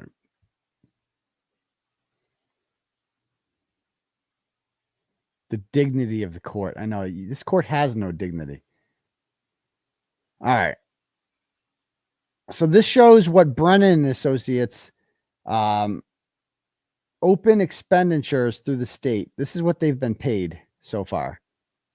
And this is just in 2024. They've been paid $26,000. That's just in 2024. No, I apologize. That's what they got in 2024 was $26,189 through the Committee for Public Counsel. So the court appointed, this is coming out of the court appointed attorney fund, compensation of private counsel. Well, this is what they've gotten in 2025, $121,000. So he's made over $147,000. That's what his law firm has gotten paid. What happened to 75? What happened to 75? You welfare leech. Why is this guy why are our tax dollars? Has any reporter asked the district attorney's office that question? Why are we paying for a private attorney when we literally have taxpayer funded ADAs on retainer to do this? This is what you guys do. What's wrong with Adam Lally? Why can't you bring him back again? Why do you need this guy? Adam. So Hank has made 100. And keep in mind, we haven't gone to trial yet. This is all just pretrial shit. And all shit he doesn't have to be doing. Loser shit. Like he's billed the taxpayers all this money. And what's he gotten out of it? Nothing. All he's done is lose. And we're paying for this shit. Now you go over here. Go back to, actually, no. Adam Lally, so far this year, has made $11,000. Laura McLaughlin has made $9,000. Not exactly starving, but significantly less than Spanky's making. No? Significantly less. So I wonder how that feels, because his ass just sits there like a fucking doorstop in the middle of Laura McLaughlin and Spanky Brennan, does nothing, doesn't talk. I don't know why he comes at all. I don't get it. So that's when this guy has and this guy's crying about $12,000. What the fuck does he care? He's not paying it. It's coming from the taxpayers, right? And this guy's crying about the return of $12,000. What do you care? Why is he even opposing this? His answer should be like, whatever. It's not going to help me convict or acquit her. So if she wants the money back, fuck it. What do we care? You guys just waste money left and right anyway. So what does it matter? Claims that just float out in nowhere, and a lie unchecked becomes the truth. So now I must stand before you, and I must tell you what happened. When I entered this case in September, and I began to look at discovery, I saw a video produced in August from the Canton Police Department, and we immediately turned it over to the defense. Stop right there. So in August, you found a video that was never sent to the defense, and you gave it to them. Maybe that should have been your first sign that something's not right here. Wait, what? So there was a whole murder trial in this video, which is evidence. You're just not going to show that? Oh, yeah, we should definitely. Maybe you should figure that out, why that wasn't sent to them there, Spanky. Began a study of the case and tried to articulate and account for all evidence and make sure the defense obtained everything that they were entitled to and more. The defense asked me to try to account for the video because they believed it had been an issue in this case. I looked through the docket. There was no motion to preserve videotape. I read the pleadings. Attorney Yannetti was. There was no motion to preserve videotape. Au contraire. Does anybody have a copy of that? Somebody sent it to me before. Of the let's see.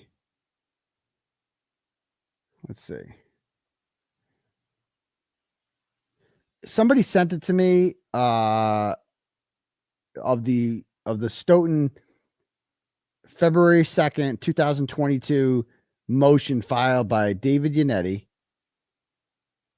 in which he asked them to preserve stuff. Does anybody have, let's see, do we have this? Oh, wait. Or does Olivia have it?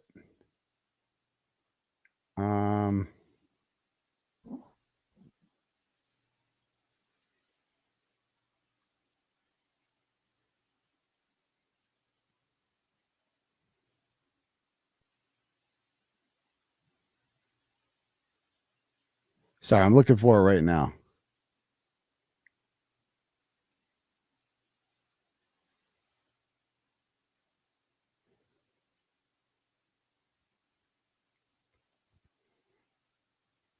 Do you guys know what I'm talking about? the February 2nd motion filed by David Yannetti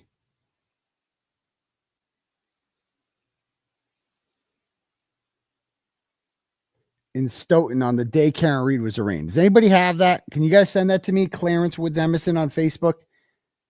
If you have it, I know somebody has it.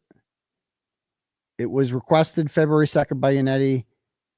Send those to me if you guys have those. I need a secretary.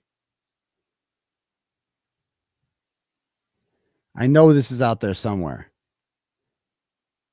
And I'd show it, but Mass Courts is just always down. And this is yeah, Mass Courts is just down right now because, of course, it is because government. Okay, let's see what we got here. Hey, are people sending me shit? Okay, now I'm getting shit.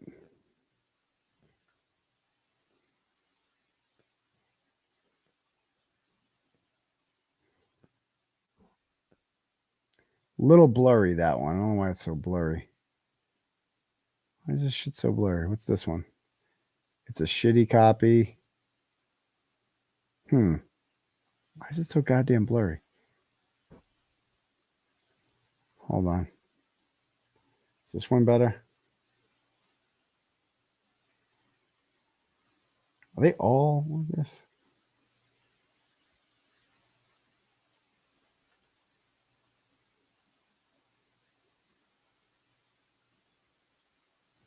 Okay, this one's a little better. Give me one sec.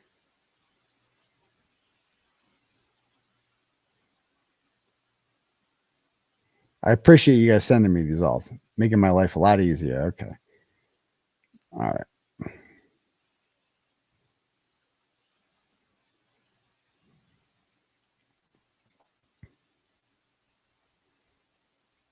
Because this guy's up here just lying, just straight up lying.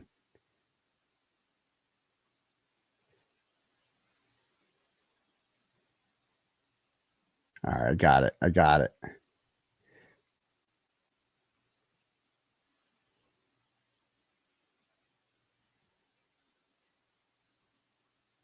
So this is a motion filed by David Yannetti on February 2nd. Now comes the defendant Karen Reed and asks the court to preserve the following evidence. All notes of any law enforcement official, police officer, and state trooper, and any witness interviews, including any notes of the defendant is alleged to have said. Okay, they didn't preserve that. All notes, any law. Okay, more notes, blah, blah, blah. What do we got over here on this one? Nope. 911 recordings. All turret tapes. Okay, that's not it.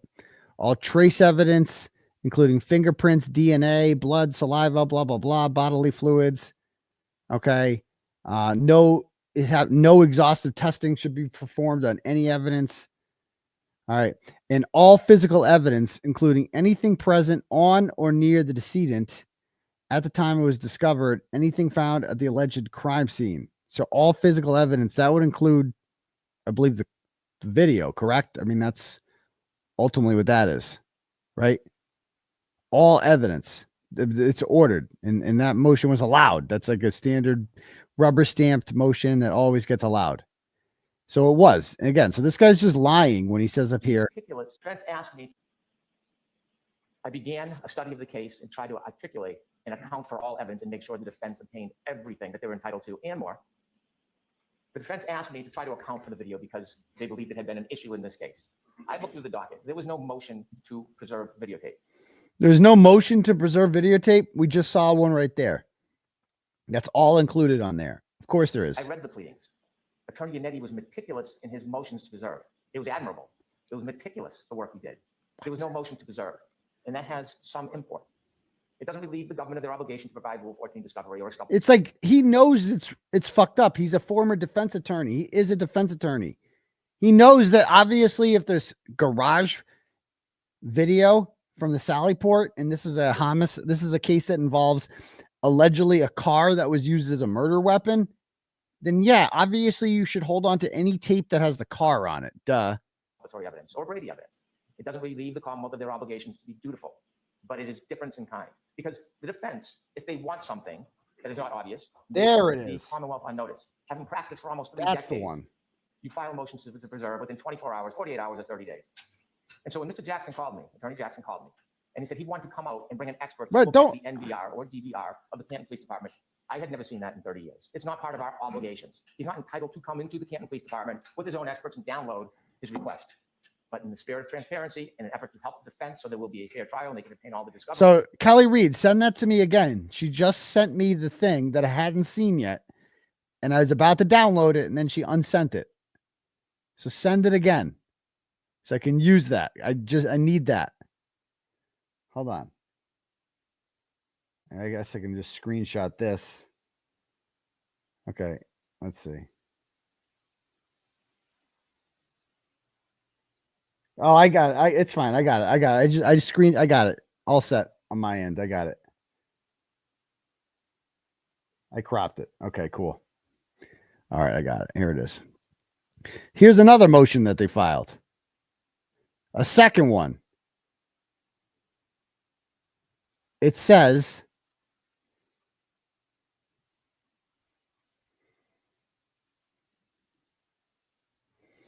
defendant's motion to compel discovery. All documents related to chain of custody and or logging of evidence prepared by law enforcement. Oh, yeah. Good luck with that. 911 tapes. Okay. A call made by Jennifer McCabe at 6:04. We want that. All crime scene photographs and or videos taken in connection with this case. I think that counts there. And that was allowed. 4 is allowed. Okay. Including but not limited to photographs documenting the recovery of pieces of white and red plastic outside the residence. Okay. Including the metadata associated with these photographs and videos. Spoiler alert, there are none. It's just Michael Proctor just says he found them on a certain date. But as you can see, it clearly says right there that happened. So it says videotape on it, like literally videotape. Like, what do you want? And this guy gets up here and is like, I've read all the pleadings and he was very meticulous. David Yannetti was, and I didn't see that on there. Understanding the history of this case, seeing that there was an August videotape post-trial, I wanted to do what I could to accommodate them. Oh, yeah. So without any hesitation, despite that there was no court order, no motion to preserve, I invited him to come to the Canton Police Department. I called the chief of police. I asked the chief of police, although this was unique and novel, unprecedented, could the defense come and access their material? Typically, it's as loud as it can get. This is as loud as it gets. She had no hesitation. So I called Attorney Jackson back, and I said that we would allow it. Attorney Jackson expressed concern, understandably, being a defense attorney, that almost 3 years later, the video may not be on the NVR. I had the same concern. I want all of the evidence. I'm not looking for evidence that's good for the Commonwealth or helpful for my case. I want all of the evidence. Oh, right. And so after he expressed a concern, I made clear I had no idea what, if anything, was on the NVR. What, if anything? But Mr. Attorney Jackson didn't want that. He wanted his expert to be the person to open the NVR. And respecting his position, providing a professional courtesy, I agreed. I didn't mislead him. I didn't think there would be video. I had no idea. So Mr. Jackson, Attorney Jackson, pardon me, sent out his expert. And by the way, the expert that came was not the expert they designated. I got a call because we were in court. Oh, no. Oh, no. Different expert they hadn't noticed. And my response was, it doesn't matter. Oh, they send, let them look at it. Honest Hank doesn't care. And so oh, yeah. They did. Not surprisingly, the information had been overwritten. Now, while there was a not surprising on that machine, I believe the defense expert knows that there was a backup hard drive which kept materials longer than that 30 days. I do know that there was materials on that DVR, MVR back in July of 2024. And I know that from a report that was generated by the Commonwealth and given to the defense. So they should know that as well. That may be one reason why they wanted to come out. They came out on their own volition. I extended the courtesy as much as I could, made no promises. I was clear. I was very uncertain about what would be on this since I never looked at it. After I learned there was no information on the NVR, I took the initiative and went to the police department. I viewed the police department, the cameras. I spoke to personnel and I spoke to the retired individual who then was responsible for providing video upon request. And when I spoke to him, he told me in conversation that he would routinely store a copy on a file he noted as a detective file or on his hard drive. That was news to me. I thought that was helpful, so I notified the defense about my conversation. I was not trying to lure them back to an iCloud account. I was trying to, as I always do, be as transparent as I could. And so transparent. Now, what I simply should have done and could have done is I could have gone to that detective file and downloaded the video and given a copy to the defense. That's my obligation, no more. but I didn't. I extended the courtesy that if they wanted to come and look at that file before we opened it, so it could be beyond reproach, they were invited to do that. I wasn't encouraging or luring them. I was inviting them because they'd already been part of the process. I thought it would be disingenuous not to let them participate. And what they told me is to wait. So now that information, whatever it is, I don't know because I haven't seen it. Oh, I've asked right. the detective or the retired detective not to access it. It is sitting in that file supposedly. So there's this file just sitting in the cloud that a retired detective just has in his iCloud or some shit like that. That's where the video is. Keep in mind, these guys, we saw a version of the Sally Port Garage video at the trial. It was inverted and there's like random 10-second clips missing all over the place, you know, but it does exist, which means that it had to have been saved and preserved within the first 30 days. If in fact it is rewritten, you know, overwritten, you know, after 30 days, either way, Yannetti asked for it to be preserved. And again, this is the most critical evidence because it's the garage. It's where the car is stored. This is a case where the defense is alleging hanky-panky on the part of the Commonwealth with that car. So we need to see the car at all times, right? That's like, you got nothing to hide, right? Proctor was with that car. Proctor, okay? A disgraced detective who has a termination hearing on Tuesday. That guy. Yeah, him. So at this point, or Monday, actually. Actually. Go and download that information to give a copy to the defense. The defense waited almost 3 years. The defense was very clear about my uncertainty would be on that tape. And now they stand before the court and they try to parlay this into some type of injustice for their cause. The case they cite, Commonwealth vs. Frith, the district court was overruled in assessing costs because there was no egregious violation. This is not a Brady case. This is not a setup. This is the government providing information as the it's not a setup. Evolves and changes and retools. Retools. Oh, they're retooling now. Supposedly on a database that we are going to get and give to the defense. You should deny their motion. Nobody was misled in this case. They've taken a professional courtesy and an effort to help, and they've distorted it into some type of injustice. The Commonwealth's not going to be distracted from the cause in this case, which is a trial on April 1st. The court should not be distracted from the cause in this case. If they have a separate motion about Rule 14. The Commonwealth is not going to be distracted. All you've done is become distracted. You've gone after Bill and Janet Reed's phones. That's a distraction. You've tried to prevent experts from testifying and lost twice.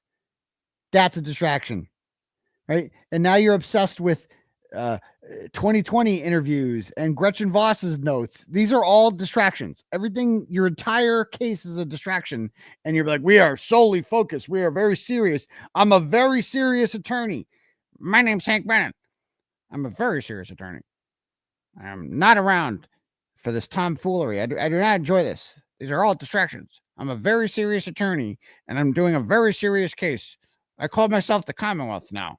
This is very unusual for me, okay? I'm usually getting scumbags off. I'm usually defending pieces of shit like Whitey Bulger. Now I'm defending pieces of shit like Jennifer McCabe and Brian Albert and Colin Albert and the rest of the McAlbert Mafia. I defend them now. I'm a very serious attorney, and I do not appreciate these distractions going on in this case. Oh, yeah. Shut up, Hank. You're such a fucking idiot. 14 violations. A motion dismissed for misconduct. That's a separate motion. That's not the motion before the court today. The motion before the court today is to attempt to recover costs for something they chose to do and that I accommodated. It should be rejected. Oh, yeah, right. Rejected. Okay. And then he comes back. You will have that motion. Oh, then I don't think it had Grant up on my screen. I don't know how that's again inadvertent. I just happen to have a picture of Grant on my screen.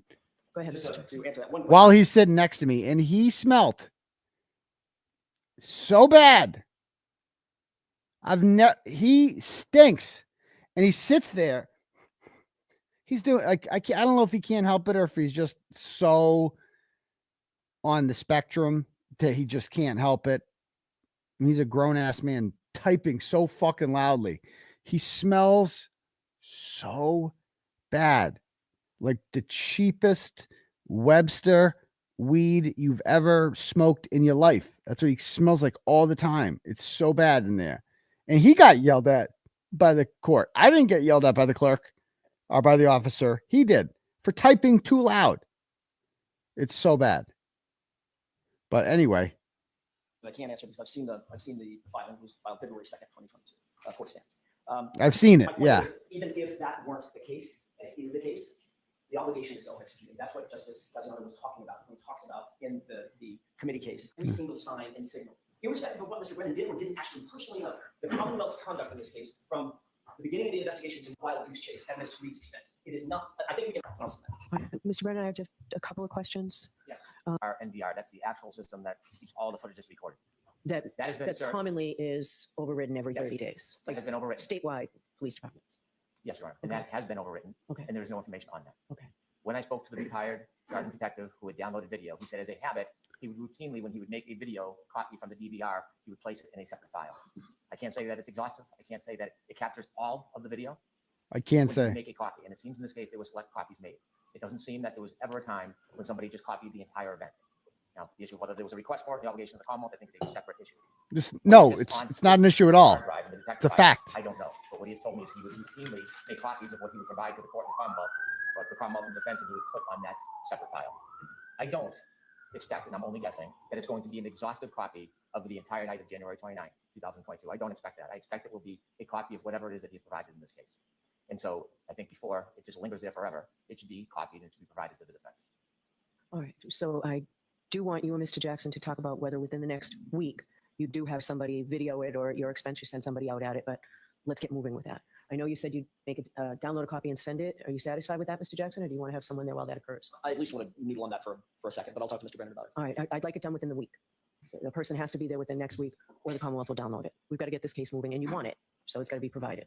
The stall isn't my fault. Yes, we want it. That's why we asked for it the first time. So let's try and work it out before you leave here today, okay? Sure. All right, I'm happy to defer. Work it out. I'm prepared to do it now. If they want me to wait, they want to have somebody there, I'm receptive. But we're ready to do it now. All right. So I'm telling you to please wait, work it out, but no later than next week. I understand. All right. Thank you.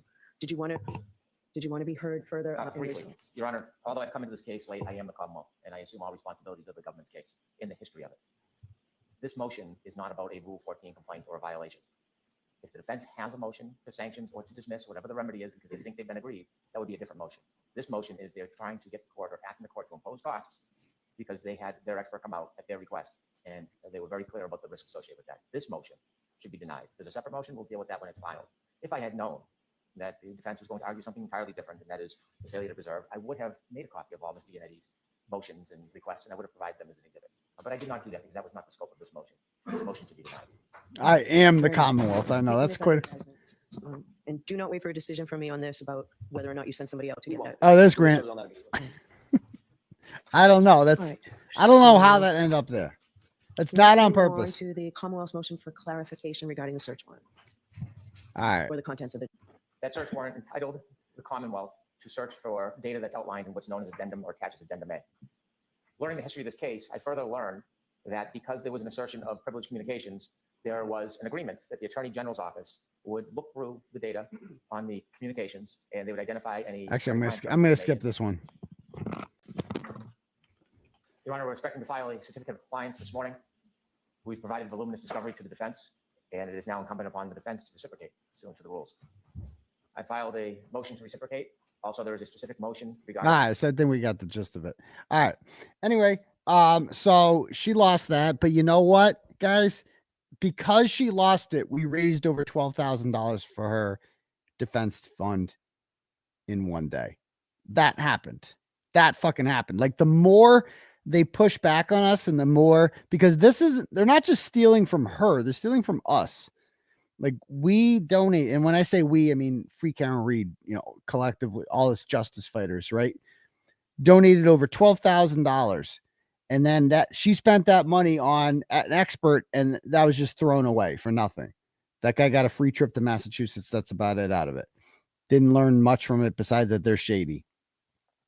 Well, the court wouldn't reimburse them, even though they're spending $150,000 in taxpayer money on Spanky. And Bev allowing this decision ain't going to cost her money. It's not going to cost Hank Brennan money. It doesn't come out of his paycheck.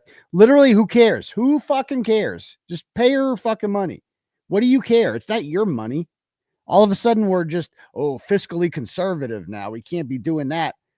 Oh, yeah. But here, by the way, here's $150,000, Hanky. And the trial hasn't even started yet. And, oh, yeah, Spanky's filing all these loser motions that go nowhere. Like, he should have to pay out of his pocket for this. For every time you lose a motion, Spanky, You should have to pay the costs that Karen Reed had to incur to fight that. Like the Dr. Marie Russell thing, he should have had to pay for her flight and her hotel and her food. Why should Karen Reed have to pay for that? As it turns out, Karen Reed was right, which we knew she was. So why, like, Spanky's filing these motions and he's just a leech sucking off the taxpayers' titties. That's all he's doing. He's just sucking off the taxpayers' titties on these fucking hearings. Waste of time. And then running up the bill on all of us. I thought it was a flat fee. I thought it was $75,000. I guess it's not. He's sucking off the taxpayers' titties. Him and his little blonde slam pig paralegal there who comes to court with him and thinks she's some hot shit. I don't know how much that little bimbo is getting paid, but too much money. He's sucking off the taxpayers. That's what he's doing. And he's going to get up there and argue about $12,000. Give me a fucking break. Pay her fucking money. Give it back to her. But nope. You stole it from us. So you know what we did? We just fucking raised more. Because that's what we're about. That's what we're about here. You can't, you fuck with one of us, you fuck with all of us. You fuck with Karen Reed, you're fucking with all of us. And we're not putting up with that shit. We got money too.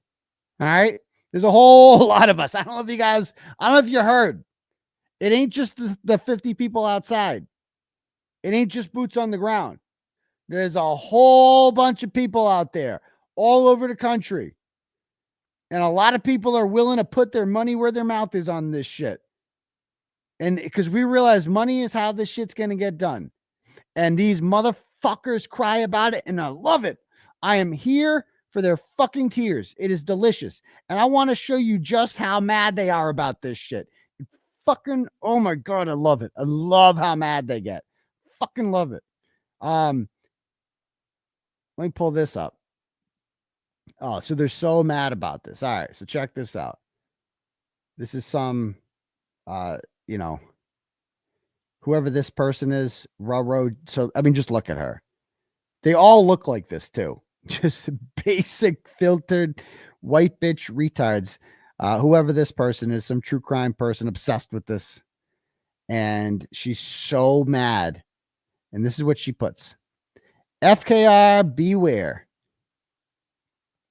If Nick Rocco doesn't like something you write anonymously in his group, he's going to out you. So this is a thing that's happened in this, in the justice group. I'm against the anonymous posting. I don't think people should do that. Put your fucking name on it if you're going to put it out there. But we allow anonymous posting on there, but admins can see who you are. The people can't, but we can. And so some of these dumbasses try to put a post in, and we have to filter it through and decide if it gets posted. And they put a post in and they just talk shit about like one person talked shit about Karen Reed on there. And it was like, okay, she needs to stop doing this and stop doing that. And we're like, fuck it. We just put it out there. Like we just like, this is the anonymous person. You wanted to be anonymous and talk shit about Karen Reed on here and run your mouth and act divisive. Well, guess what? We're not doing that. That's our policy. Just if you come to the page and you want to put up an anonymous post being a cunt, we're gonna out you. And I'm for it. It was actually, Nick Rocco got credit for it, but if you read the group chat, it was my idea. I said, fucking put her name up there and make her, like, let the world know she did this. And they did, and it worked out great. And I'm for it. Hopefully it makes these whiny little cunts think twice about, you want to be a cunt, go on your own page and be a cunt. Go somewhere else. You're not going to come over here and anonymously slander people. Not going to happen. And so that's what Nick Rocco and other admins have been doing, is allowing, if you're going to come up and make an anonymous post and act like a cunt, we're going to let the world know who you are. No cunts allowed.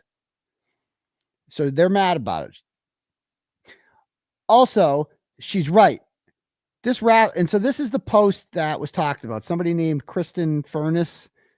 She thought she was going to be cunty. This is the post that she wanted to put. She said, how does Nick Rocco justify going to dinner on all of our dimes? Our dimes, excuse me, and inviting Ecstasy. I think she meant Etsy. Jason, Allison, and more. This is becoming a fundraiser for us to get their 5 minutes of fame. So this person wanted to shit talk one of the admins anonymously, not realizing that he would be the one to filter it through. Oops. How'd that work out? Again, she's being a cunt. This is a cunty, cowardly thing to do. And so Nick posts the following response using his real name. First off, I didn't invite anyone. So this was a raffle. There was a raffle to see who would get, and it's a fundraiser thing for Karen Reed's defense fund where they're raffling off, or not raffling, giveaways. So you pay money for a chance to win something. It's not a raffle, though. It's a giveaway. And they pay X amount of money for a ticket, and winners are chosen, and they get to bring a +1 with them. And if you win, to go and have dinner with Karen Reed and Alan Jackson. Okay. And it's a great idea because, people love the giveaways. They love to do it, and it raises a shit ton of money, and it probably raises like $5,000 to $10,000 easily. And it's great. It's awesome. And God knows she needs it because they just, whatever. All right. And so this chick, so the winner is a guy, Rich Schiffer won one of them. He's the rubber ducky guy. Remember, he got charged with witness intimidation. And then he blocked me for some reason on Facebook over the Jen O'Donnell thing, because Jen O'Donnell told him he had to block me. That thing. So he won. And again, I'm not mad about this. I'm still team Rich Schiffer 100%, to be very clear. He wins. And he invites a woman by the name of Esty, who's a big freak on a read person, does a lot of standouts, etc. You might have seen her before. A lot of she's boots on the ground. She's at everything. And so Rich wins, and he brings her as this +1 or whatever. And a couple others bring guests too. I don't know who else, but a whole bunch of people. And the Roccos went too, because the Roccos kind of ran the whole thing. And whatever. Okay. The point is, a shitload of money was raised for Karen Reed and her defense fund. And then that's where, and the cost of this is just paying for a fucking dinner. And so he goes, second of all, so this woman's so mad about this, about our money, each winner got to bring a guest. So for you to try and make an anonymous post trying to call me out as laughable, SD was Rich Schiffer's guest. Also, I don't have any message from you that you entered for a chance to win. So she didn't even enter. So to say on your dime. So this is just a person trying to start up drama. Oh, and I'm sorry that I got invited to go out to dinner. It's almost like I haven't raised almost 400 grand for Karen and her team. You're right. I don't deserve it. One last thing. You have no idea if any people that were there paid for their own food or not. That's another thing. Okay. And then she posts the goddamn menu for Smith and Walensky where they went out to dinner. And the poor people comments on this post. I'm just like, you guys sound so poor. All of you sound so poor. This is what Joe Warren, the neo-Nazi guy, says. He goes, they had a private dining room. You only get that for 11,000 plus. What? Are you retarded, Joe? Are you that fucking retarded? You think it costs 11 grand to sit in a fucking room at a restaurant? Are you fucking retarded? Unless the private events manager is giving it to them for nothing, which is a slap in the face to John's Boston police friends who patrolled that area. And let's be very clear about this, Joe. Okay? When I go into the Capitol Grill in Dedham, right? The owner comes up to me and makes it very clear he supports me and Karen Reed. Everyone supports us. Everyone. I can't go out to a fucking restaurant in this state without, and neither can Karen Reed. When she goes out, we talked about this, the same shit happens. Everyone fucking loves us. Everyone, bro. Everyone. So it shouldn't surprise. I don't know who owns the Smith and Wolenskis, but if they gave them to it for free, it's because they fucking love them. They love me. They love Karen Reed, and they fucking hate you, and they love John O'Keefe, and that's exactly why they're doing it, because you're supporting the pigs who murdered John O'Keefe, motherfucker, and you know it, Joe. You know it. Back before you went full neo-Nazi, you used to come to court and sit behind me. Remember that? You were full team Karen Reed. But you ultimately, you want to fuck Natalie the German so badly that you just decided that Karen's guilty, which is the weirdest. A lot of people flip because they get mad at me. You're the only one who flipped because he wants to fuck a fat chick. You're the only one. That's bizarre. But to each their own. Okay? So, others are saying they're so mad. They're like, what do we got here? What's this one say? Let's see. They charge $2.95 for a steak, and then they have the audacity to charge $3 extra to put some spices on it. I've never seen anyone charge that for a steak. All right. It really costs that much? I don't see that. Somebody was complaining that like Bud Lights are like $8.50 or something. Like, bro, have you ever been to a restaurant? And people are like, where was Turtle Boy? Why wasn't he invited? Because I didn't win the fucking raffle. Okay?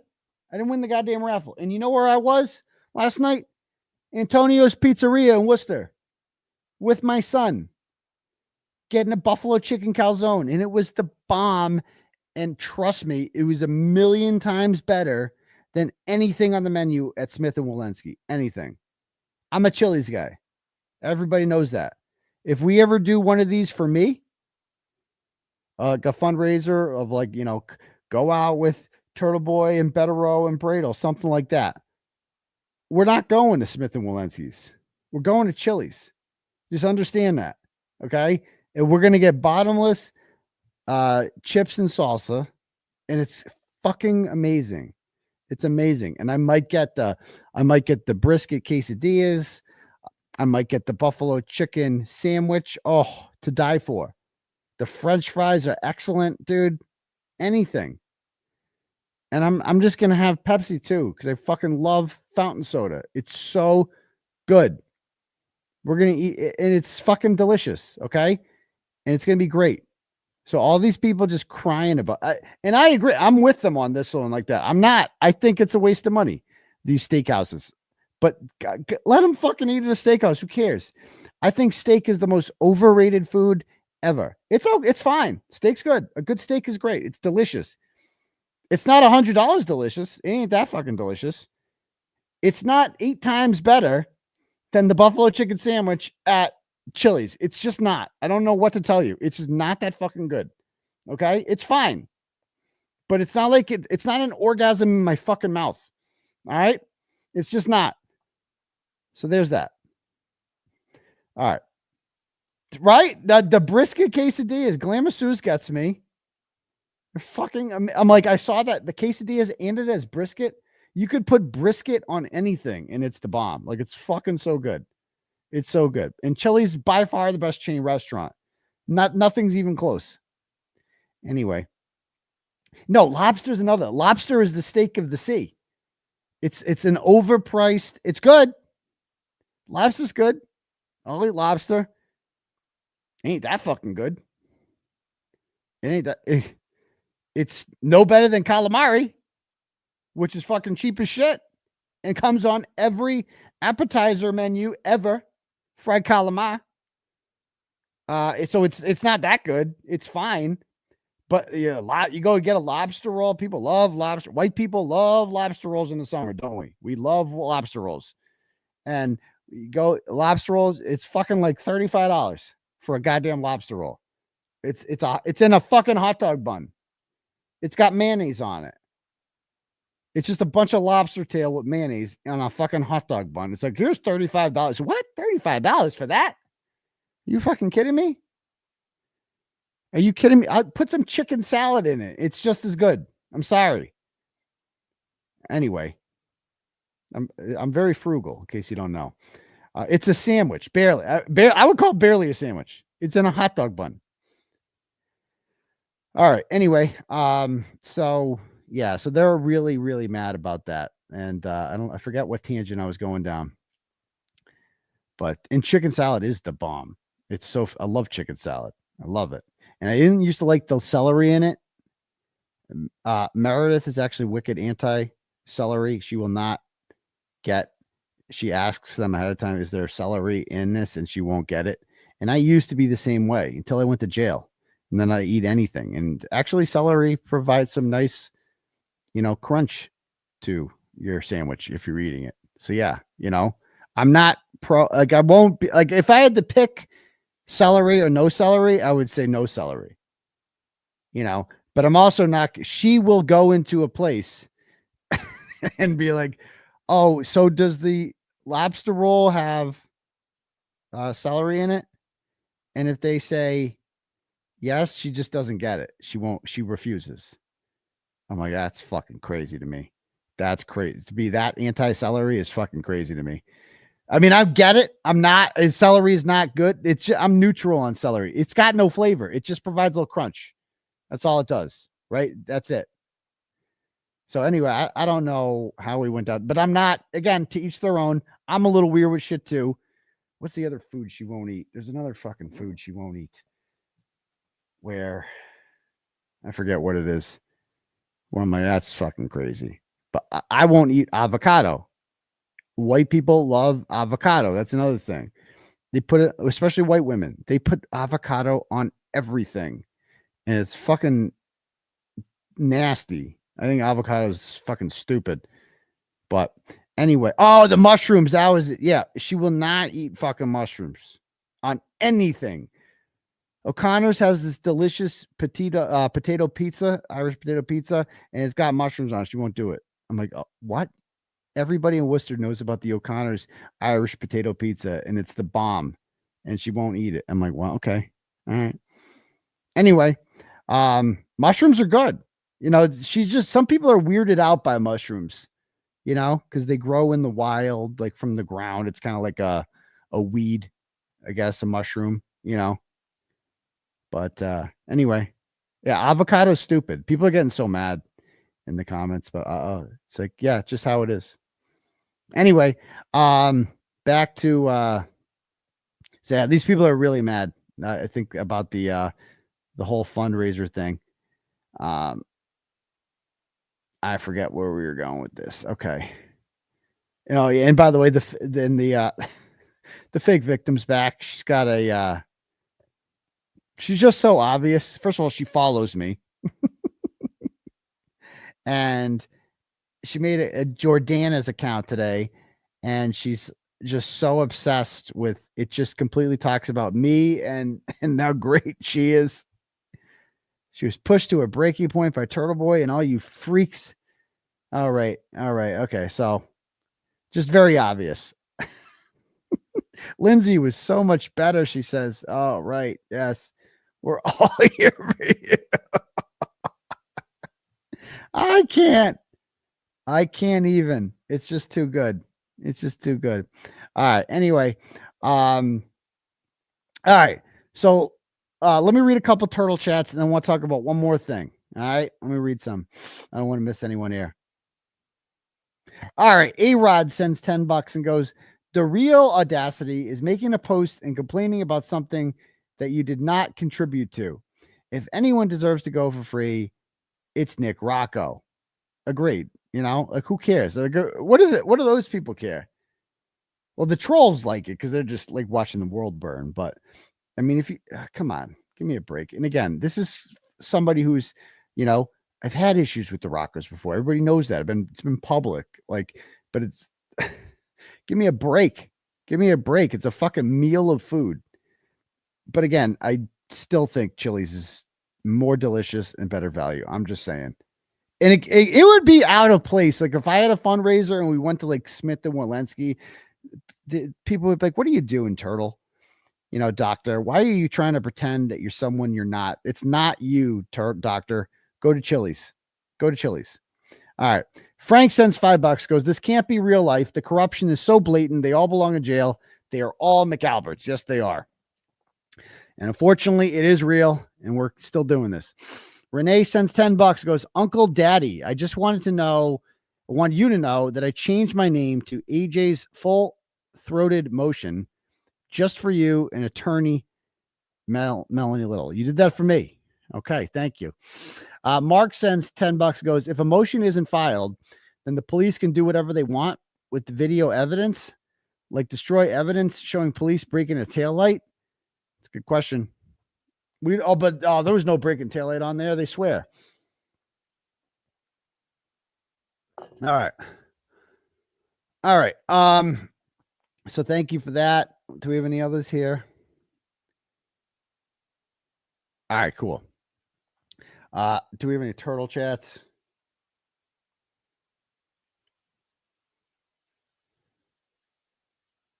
Meatball Morrissey's Sketty Stain sends $5. It goes, I don't think Spank finished watching the first trial. I don't think he has either. He's in for a big surprise.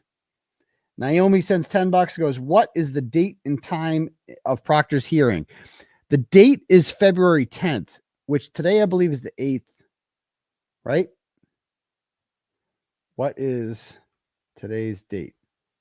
Today's the 8th. Okay, so the 10th would be Monday. And I guess it would be at 9, I'm guessing. So there's that. Oh, the grand jury thing too. Remind me to talk about that. And Michael sends $10, goes, Doctor, thank you. You rock. Free Karen Reed. Well, thank you very much for that one, sir. So check this out. Let me send some of these to myself here real quick. Have you guys ever looked at the indictment against Karen Reed and seen who signs it? Because I did today for the first time. See if I can find this shit.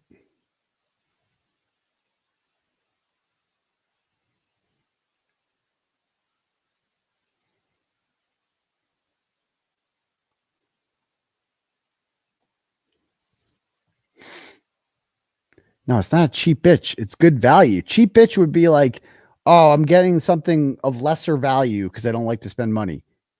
Chili's should cost more than Smith & Wollensky's. It should cost more because it's better. It is. It's just a fact. It's better. Period. End of story. Okay. So that's not being cheap. That's being like, oh, I like the finer things in life, I would say. Because they don't have chips and salsa like that at Smith & Wollensky. They just don't, and they never will. So, okay.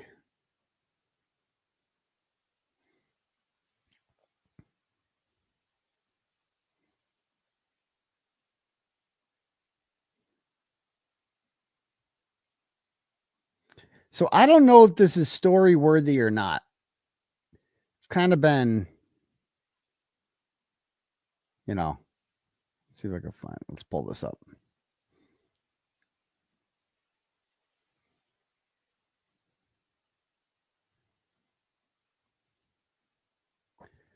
Okay, so, oh, wait, that's Jill Daniels on vacation. I think Jill is in Aruba right now again, and she needs to stay out of the sun. I'm just saying. It's not, the sun is doing her no, I'm just looking out for her well-being because she's so angry. She's like, oh yeah, so what about my skin? I'm a great person. Okay, fine, but your skin's still a problem. I'm just saying. You could be a great person all you want. That's not going to save you from skin cancer. You got to stay out of the sun, dear. Put on some lotion, something. Yikes. Again, turtle riders are everywhere. I can't help it that people send me pictures. You look 1,000 years old. There's no other way to describe it, Jill. You got to stay out. You look older than your attorney, who is at least 95. I don't know how that's possible. But yeah, you're also not a great person either. So, you know, your values and your personality are perfectly represented by your skin, I would argue. So there's that. Okay. But anyway, here's the grand jury indictment against Karen Reed. And as you can see there, the foreman of the grand jury signs it. Can you guys see that person's name? because I was just curious to look into it. And that appears to say Tammy, Tammy. And then this was a tough one, but it appears to be Pug, and then this is a cursive SLEY. Tammy Pugsley. This is the grand jury that indicted Karen Reed for murder, which seemed like, I understand you can indict a ham sandwich. You just have to have probable cause. I think it's a big problem. But, you know, she obviously found probable cause for this. This never should have been indicted to begin with. So I look her up a little. And I find this obituary of a guy by the name of Robert Pugsley. Okay. And Robert Pugsley, no, she is the, so there is I'll explain this in 1 second. So this guy named Robert Pugsley, he joined the Boston Police Department and served for 39 years. He has grandchildren and a family, whatever. He's the loving father of Robert Pugsley Jr.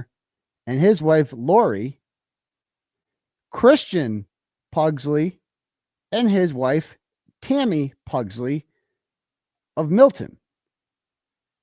So the foreman of the grand jury has a father-in-law who was a Boston police officer for 39 years. I don't know if this is a conflict or not. I don't know.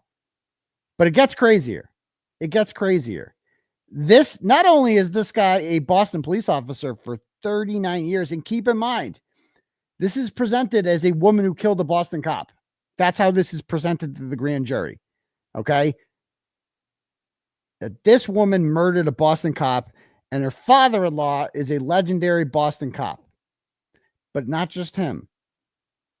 Not just him. Here's another one. Last one. Papa Pugsley and 5 of the 7 Pugsley Boston police officers, Uncle Ernie, Artie, Papa, Bob, and Stanley. They're all the Pugsleys are Boston cops. All of them. Here's a picture. This is a picture from the newspaper. Caught in the middle. Gary Moore. It says here, Gary Moore of I've Got a Secret in the hands of the law. 6 officers of the Boston force, all named Pugsley. Charles and Arthur. Their father, Sergeant Arthur. Ernest, Robert. So this is Tammy Pugsley's father-in-law. And Stanley. This is the most legendary Boston police name ever, Pugsley, apparently. They're all Boston cops, all of them. The whole family is filled with Boston cops, all of them. And she is on the grand jury. She's the foreman of the grand jury that indicts Karen Reed for murder of a Boston cop. And nowhere in there, and keep in mind, one of the people who testifies at the grand jury is a Boston cop by the name of Brian Albert. And oh yeah, the commissioner of the Boston Police Department lives in Canton too, and issues a press release that's still up on the Boston Police Department's page saying this. Okay? So police work is a family business for the Pugsleys, where 3 generations of men in blue have spent 248 years on the Boston Police. It started during the Depression with Arthur Pugsley Jr. in 1929. His 7 sons followed in their dad's footsteps. His oldest son, Arthur Jr., is a special services officer in the field services. His brother Stanley, Ernest, Robert, who is the father-in-law of the foreman of the grand jury that indicted Karen Reed, Charles, John, Richard, and Arthur Jr.'s son, William, are all on the Boston Police Department. All of them. Williams' brother, Stephen, who is the grandson of the matriarch of the Pugsleys, is a state trooper. Okay. They're like so fucking legendary, dude. Like, can you believe this? I don't know. Do you guys think that's... I don't know. Now, the grand jury list is not made public. You can't go and find a list of the grand jurors. But you can see the indictment, and if you can look at the indictment and see the signature on it, that signature says Tammy Pugsley. Clearly, right? That's what this says. Tammy Pugsley. So we were fortunate enough to be able to read that and be like, well, she is the wife of Christian Pugsley, who is like the only one in the Pugsley family, I guess, who's not a Boston cop. And it's like, I don't know. That's kind of a big thing, right? I think, again, award-winning journalism right here, folks. I don't know. It seems noteworthy to point out that the foreman of the grand jury that indicted an innocent woman for murdering a Boston cop is in fact part of a family that is the most legendary legacy Boston cop family of all time. I'm just saying. Because a lot of people point out that this never should have been. So she married the firefighter. So her husband's a firefighter. Is that what you're saying? She married the firefighter. I'm just saying. This seems newsworthy, huh? Like on a regular jury, you'd be asked, do you have family members that are members of the police, particularly the Boston police or state police? And if you were, they'd be like, you're out of here. You're not going to be on the jury. But a grand jury? I don't know. We'll see. Now, again, yeah, it's investigative journalism. They're going to be like, you're doxing grand jurors. Motherfucker, she signed it. That's her name right there. Tammy from Milton. No? Tammy Pugsley. That's the name on the indictment. Am I fucking wrong? This is a public document. They're going to be like, we need to impound this right away. He's seeing too much. So, yeah. Anyway, I'm just pointing that out. I thought that was somewhat newsworthy. All right. Anyway, yeah, so this other last thing we'll talk about, I talked about this on Turtle Club last night. Let's see if I have it here. Spanky's latest nonsense. No, not that one.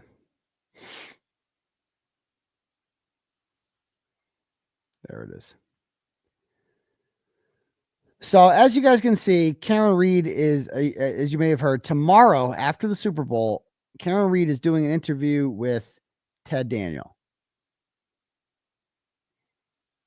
I don't know if you guys can hear this audio. This audio might not play. Let me just see this.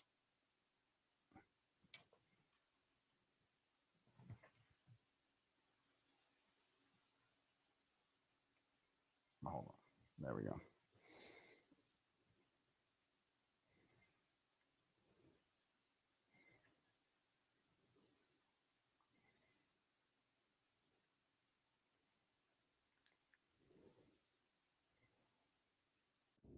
Let's play this. Let me know if you guys can hear this.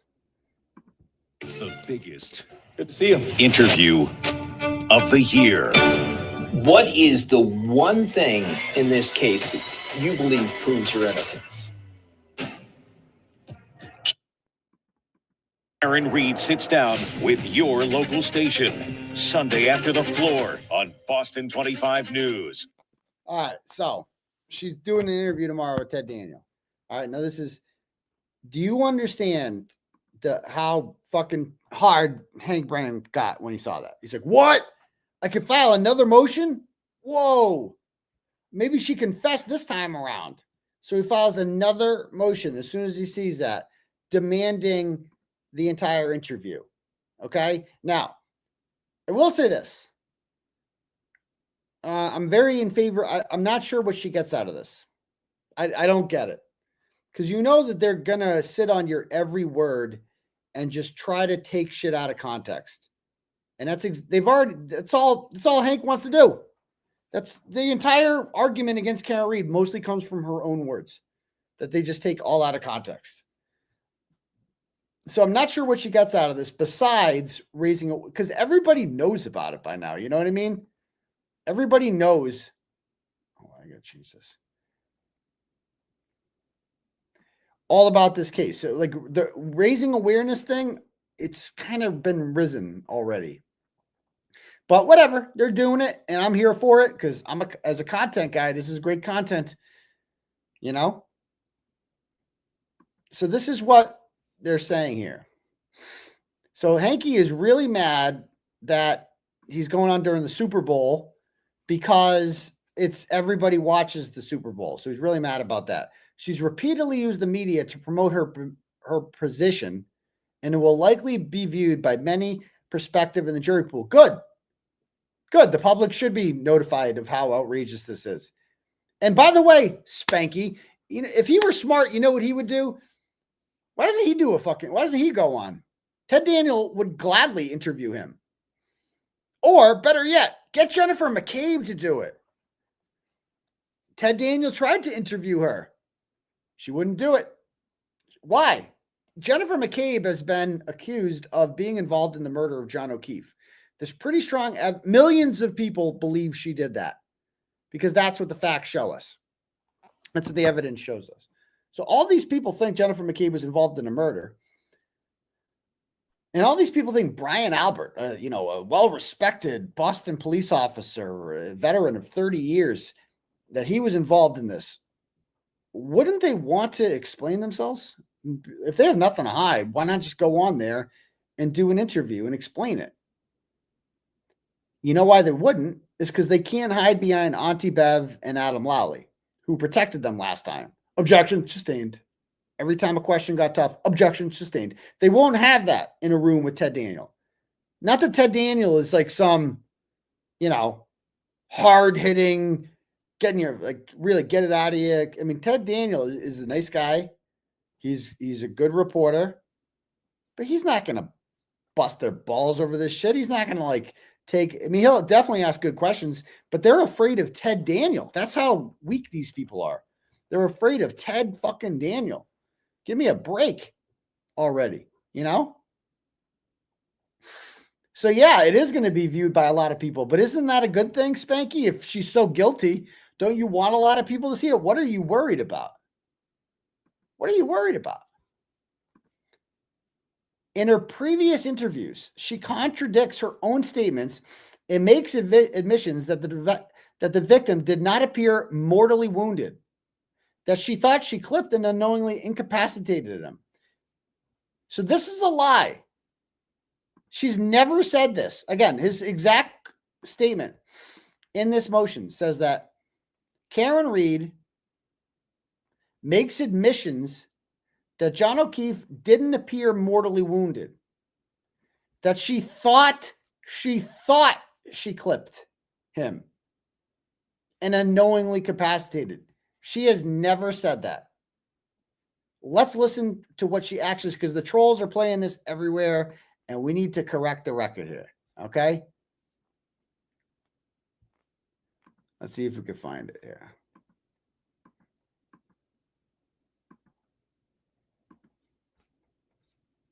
Found it. Okay. I just searched mortally wounded Karen Reed, and the trolls have already played. This is from Dateline. Clipped him. I mean, I didn't think I hit him, but could I have clipped him? Could I have tagged him in the knee and incapacitated him?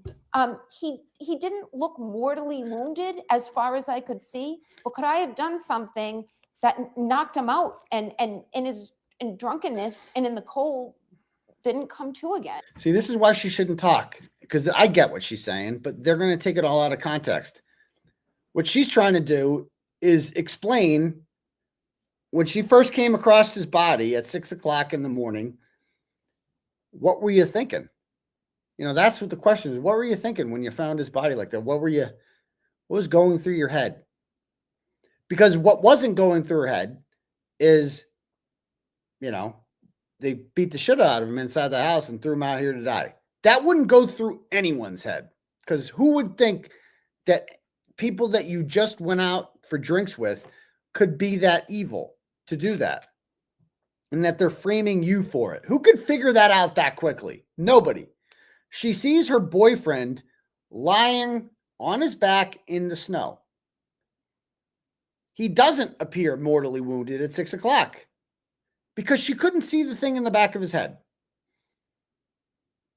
She looked like he had no visible injuries on his body because he wasn't hit by a fucking car. All right. So what they're suggesting, McDickles, exactly. It's disingenuous to suggest she's saying that she saw him that night and he wasn't mortally wounded. That is what Hank is attempting to infer here, that she's talking about 12:30, that she hit him and he didn't appear mortally wounded and she got the fuck out. That's what Spanky is suggesting that she's saying here. Obviously, she's not saying that. Why the fuck would she say that? She's saying that this is at 6 o'clock. He didn't appear mortally wounded at 6 o'clock.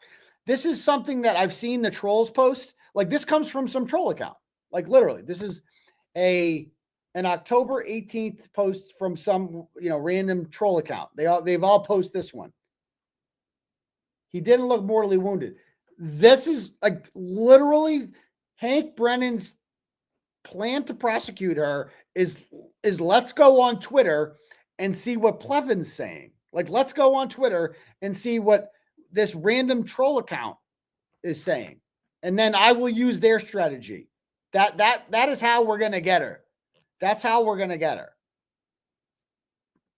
But again, play it all again. Listen to what she actually says. I mean, I didn't think I hit him, but could I have clipped him?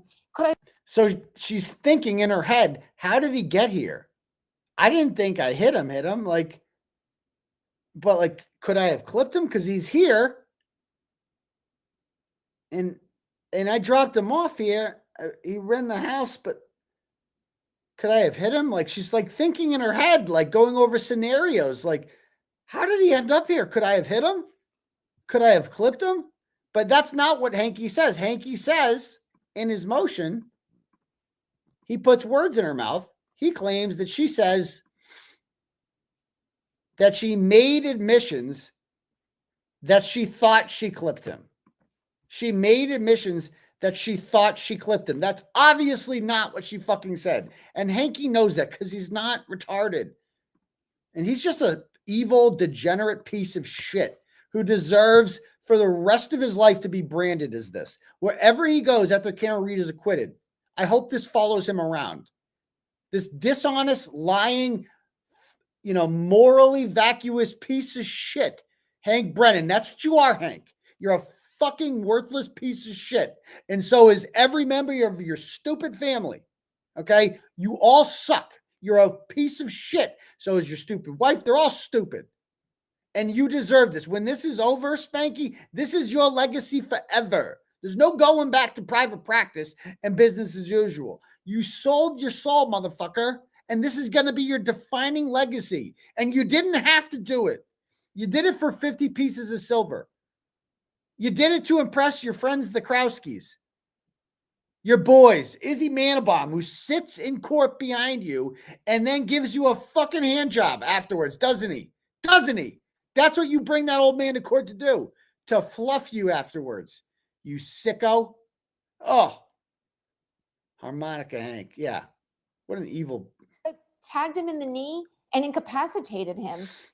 He didn't look mortally wounded as far as I could see, but could I have done something that knocked him out and in his drunkenness and in the cold didn't come to again? And this would have been the moment you dropped him off. And so this is this is how the big gotcha, because Dennis Murphy asks her, and this is when you dropped him off at the party. Yeah, would have had to have been. So what the trolls have taken that as saying, so that's when you looked at him, is when you dropped him off. It's like, no, I would have had to have hit him, right? If I had hit him, it would have been then, right? Obviously, I didn't hit him at 6. It would have had to have been then, right? But now I know better, obviously. At the time, in the fucking moment, these are the thoughts going through my head. Again, God bless Karen Reed. I don't know why the fuck she's talking about this. If I got asked questions about this, I'd be like, this is stupid. Who the fuck cares what I was saying in the fuck at 6 o'clock? Who gives a shit? Can we talk about the actual facts of the case? She should not, like, these are the questions, like, you try to explain yourself, and I get it, and we all get it. We clearly get, everybody listening to this with who's being honest knows this is hypothetical, but it's not going to be taken that way by Spanky. And you're making life more difficult for yourself. You know what I mean? So I hope in the Hank Brennan interview, she's very cognizant of this. She did have her attorney with her sitting right there. You know, we all get it. We all get it. But again, they're being disingenuous. Now, the other thing he puts into motion, last thing we'll talk about is this. And I made a tweet about this. And this is just so outrageous and disingenuous. Number 6, the defendant's statements also provide the Commonwealth insight to reciprocal discovery that has never been produced to the Commonwealth, including a claim published in Vanity Fair that despite having hired a DNA expert who conducted testing, the defendant allegedly possesses carpet pieces claimed to be from 34 Fairview Road and is currently storing those in a temperature-controlled unit. Oh my God, this fucking guy. You got to be kidding me. I couldn't believe that he actually put this in there. She's hiding discovery? That's what? You want the carpet? She took the carpet because you guys refused to. You guys refused to go in that house. You refused to search it. You said there was no probable cause. You could not treat any of these people as suspects, so you obviously were not going to test their carpets for DNA because you guys figured out that it was a fucking car crash within 5 minutes and it was case closed. So you didn't do it. So she decided to actually do detective work and do the job that you're supposed to do. Actually, it was kind of me. I feel like I should get a little credit for this because I was the one that alerted the Reed team that there was a fucking shady white van sitting outside on a May afternoon of 34 Fairview Road, and it appeared to be a buzzsaw going off in the house that witnesses heard, and they're putting carpet in this fucking van. And so they got the license plate. They contact the guy who owns the car. He's basically gives them junk, and she stores the junk that Hank Brennan in the Commonwealth didn't want to test. I mean, does Hank Brennan honestly believe this? That's what makes me think he hasn't been caught up to speed. Because yes, Hank, in an honest investigation, that's what would be done. You would test this stuff out. But that didn't happen. And now you're acting like you wanted this stuff, that you need it. Do you think if there was anything on that carpet that implicated Karen Reed, that hurt her third-party defense theory, that she would be hanging on to it? You fucking idiot. Oh my God. This is all he has. He's so bad. He's so retarded. He's just more of a go-getter than Lally, but he's just as stupid. What a fucking idiot. What an absolute idiot. Anyway, that's that. Okay. So that's my thoughts on that. All right. Let me just check the turtle chats one more time. Marina sends $10, goes, "What's up, doctor? I sent you another turtle chat a few days ago. You didn't read it to the class, so I'm sending you a second one. I think you sent me one I got it after the show. Free Karen Reed and free Turtle Boy from London, Ontario, Canada." Excellent. There's a London, Canada? I didn't know that. Thank you, Marina. I appreciate that. Boston Brandy sends $10 and goes, "The tea is always hot here. Fire reporting. Will there ever be a Turtle Boy Canton cover-up book with all of the articles, hundreds of articles? And where's the watch party for Ted Daniels tomorrow?" I don't know what condition I'll be in after the Super Bowl. We'll see. I got to get a ride home too. I don't know. Like, I'm going my buddy's place in Holden, and it's like 2 miles from here, but I cannot drink and drive at all. So, you know, I'm going to go there with my son, and then he'll get picked up and brought to his mother's house later on, like during halftime or something like that. And then what do I can't drive home. I'm not going to just stay sober. Like, I'm going to have a couple wobbly pops. So I guess I'll just take an Uber home. But then in the morning, I got to get to the bus stop. So I'm thinking about just waking up at 6:30 and just jogging there, get some exercise. I don't know, something like that. I'll figure it out. But we'll see what kind of condition I'm in. I'm sure it'll be great either way. And there'll be a million channels to consume the content on. Just go on YouTube. It'll show up in your algorithm. So thank you very much for that one. Boston Brandy. Again, I will write a book. I don't think it'll be, I mean, my articles are all on the internet, so you can read them there. Mark sends $5, goes, I'm behind on the show, but wow, Jill Daniels looked like a Bernstein bear on crack. Free Karen Reed and prayers up for Clay. Thank you very much for the Clay part. I appreciate that. Molded PBJ Sandwich sends $5, says, why wasn't Chris Albert crossed on the waterfall video with his video interaction with Higgy and John O'Keefe? You might want to talk to JFK about that. That's kind of his big thing. He loves that waterfall video. So maybe he can answer that for you. Also, if burning the video from that iCloud, do we need an expert? Hank said it could be the same video we have. I'm not sure. Thank you. Listen up, Higgins sends $5 and goes, Higgins, did you see how Canton Police did you dirty by providing a video of you at 1:34 on a call that night? How could they? That's your peeps. Good point. Good point. Thank you very much. Do you have any cash apps?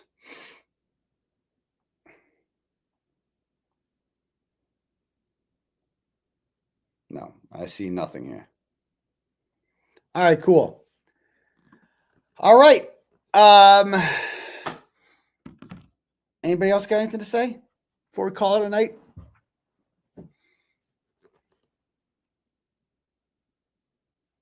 Yeah, because I'm out on bail. Like that's what I mean. Again, I got anything. A lot of people could afford to get like a 0.09 DUI, something like that. I can't do it. I get arrested for anything. Back to jail. Back to jail. Right away.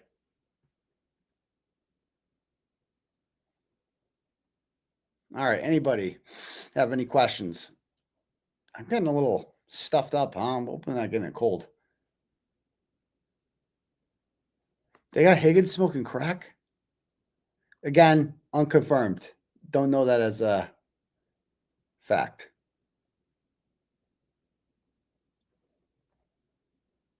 Yeah, good show tonight. We got 4,800 people here the whole night. Awesome to see.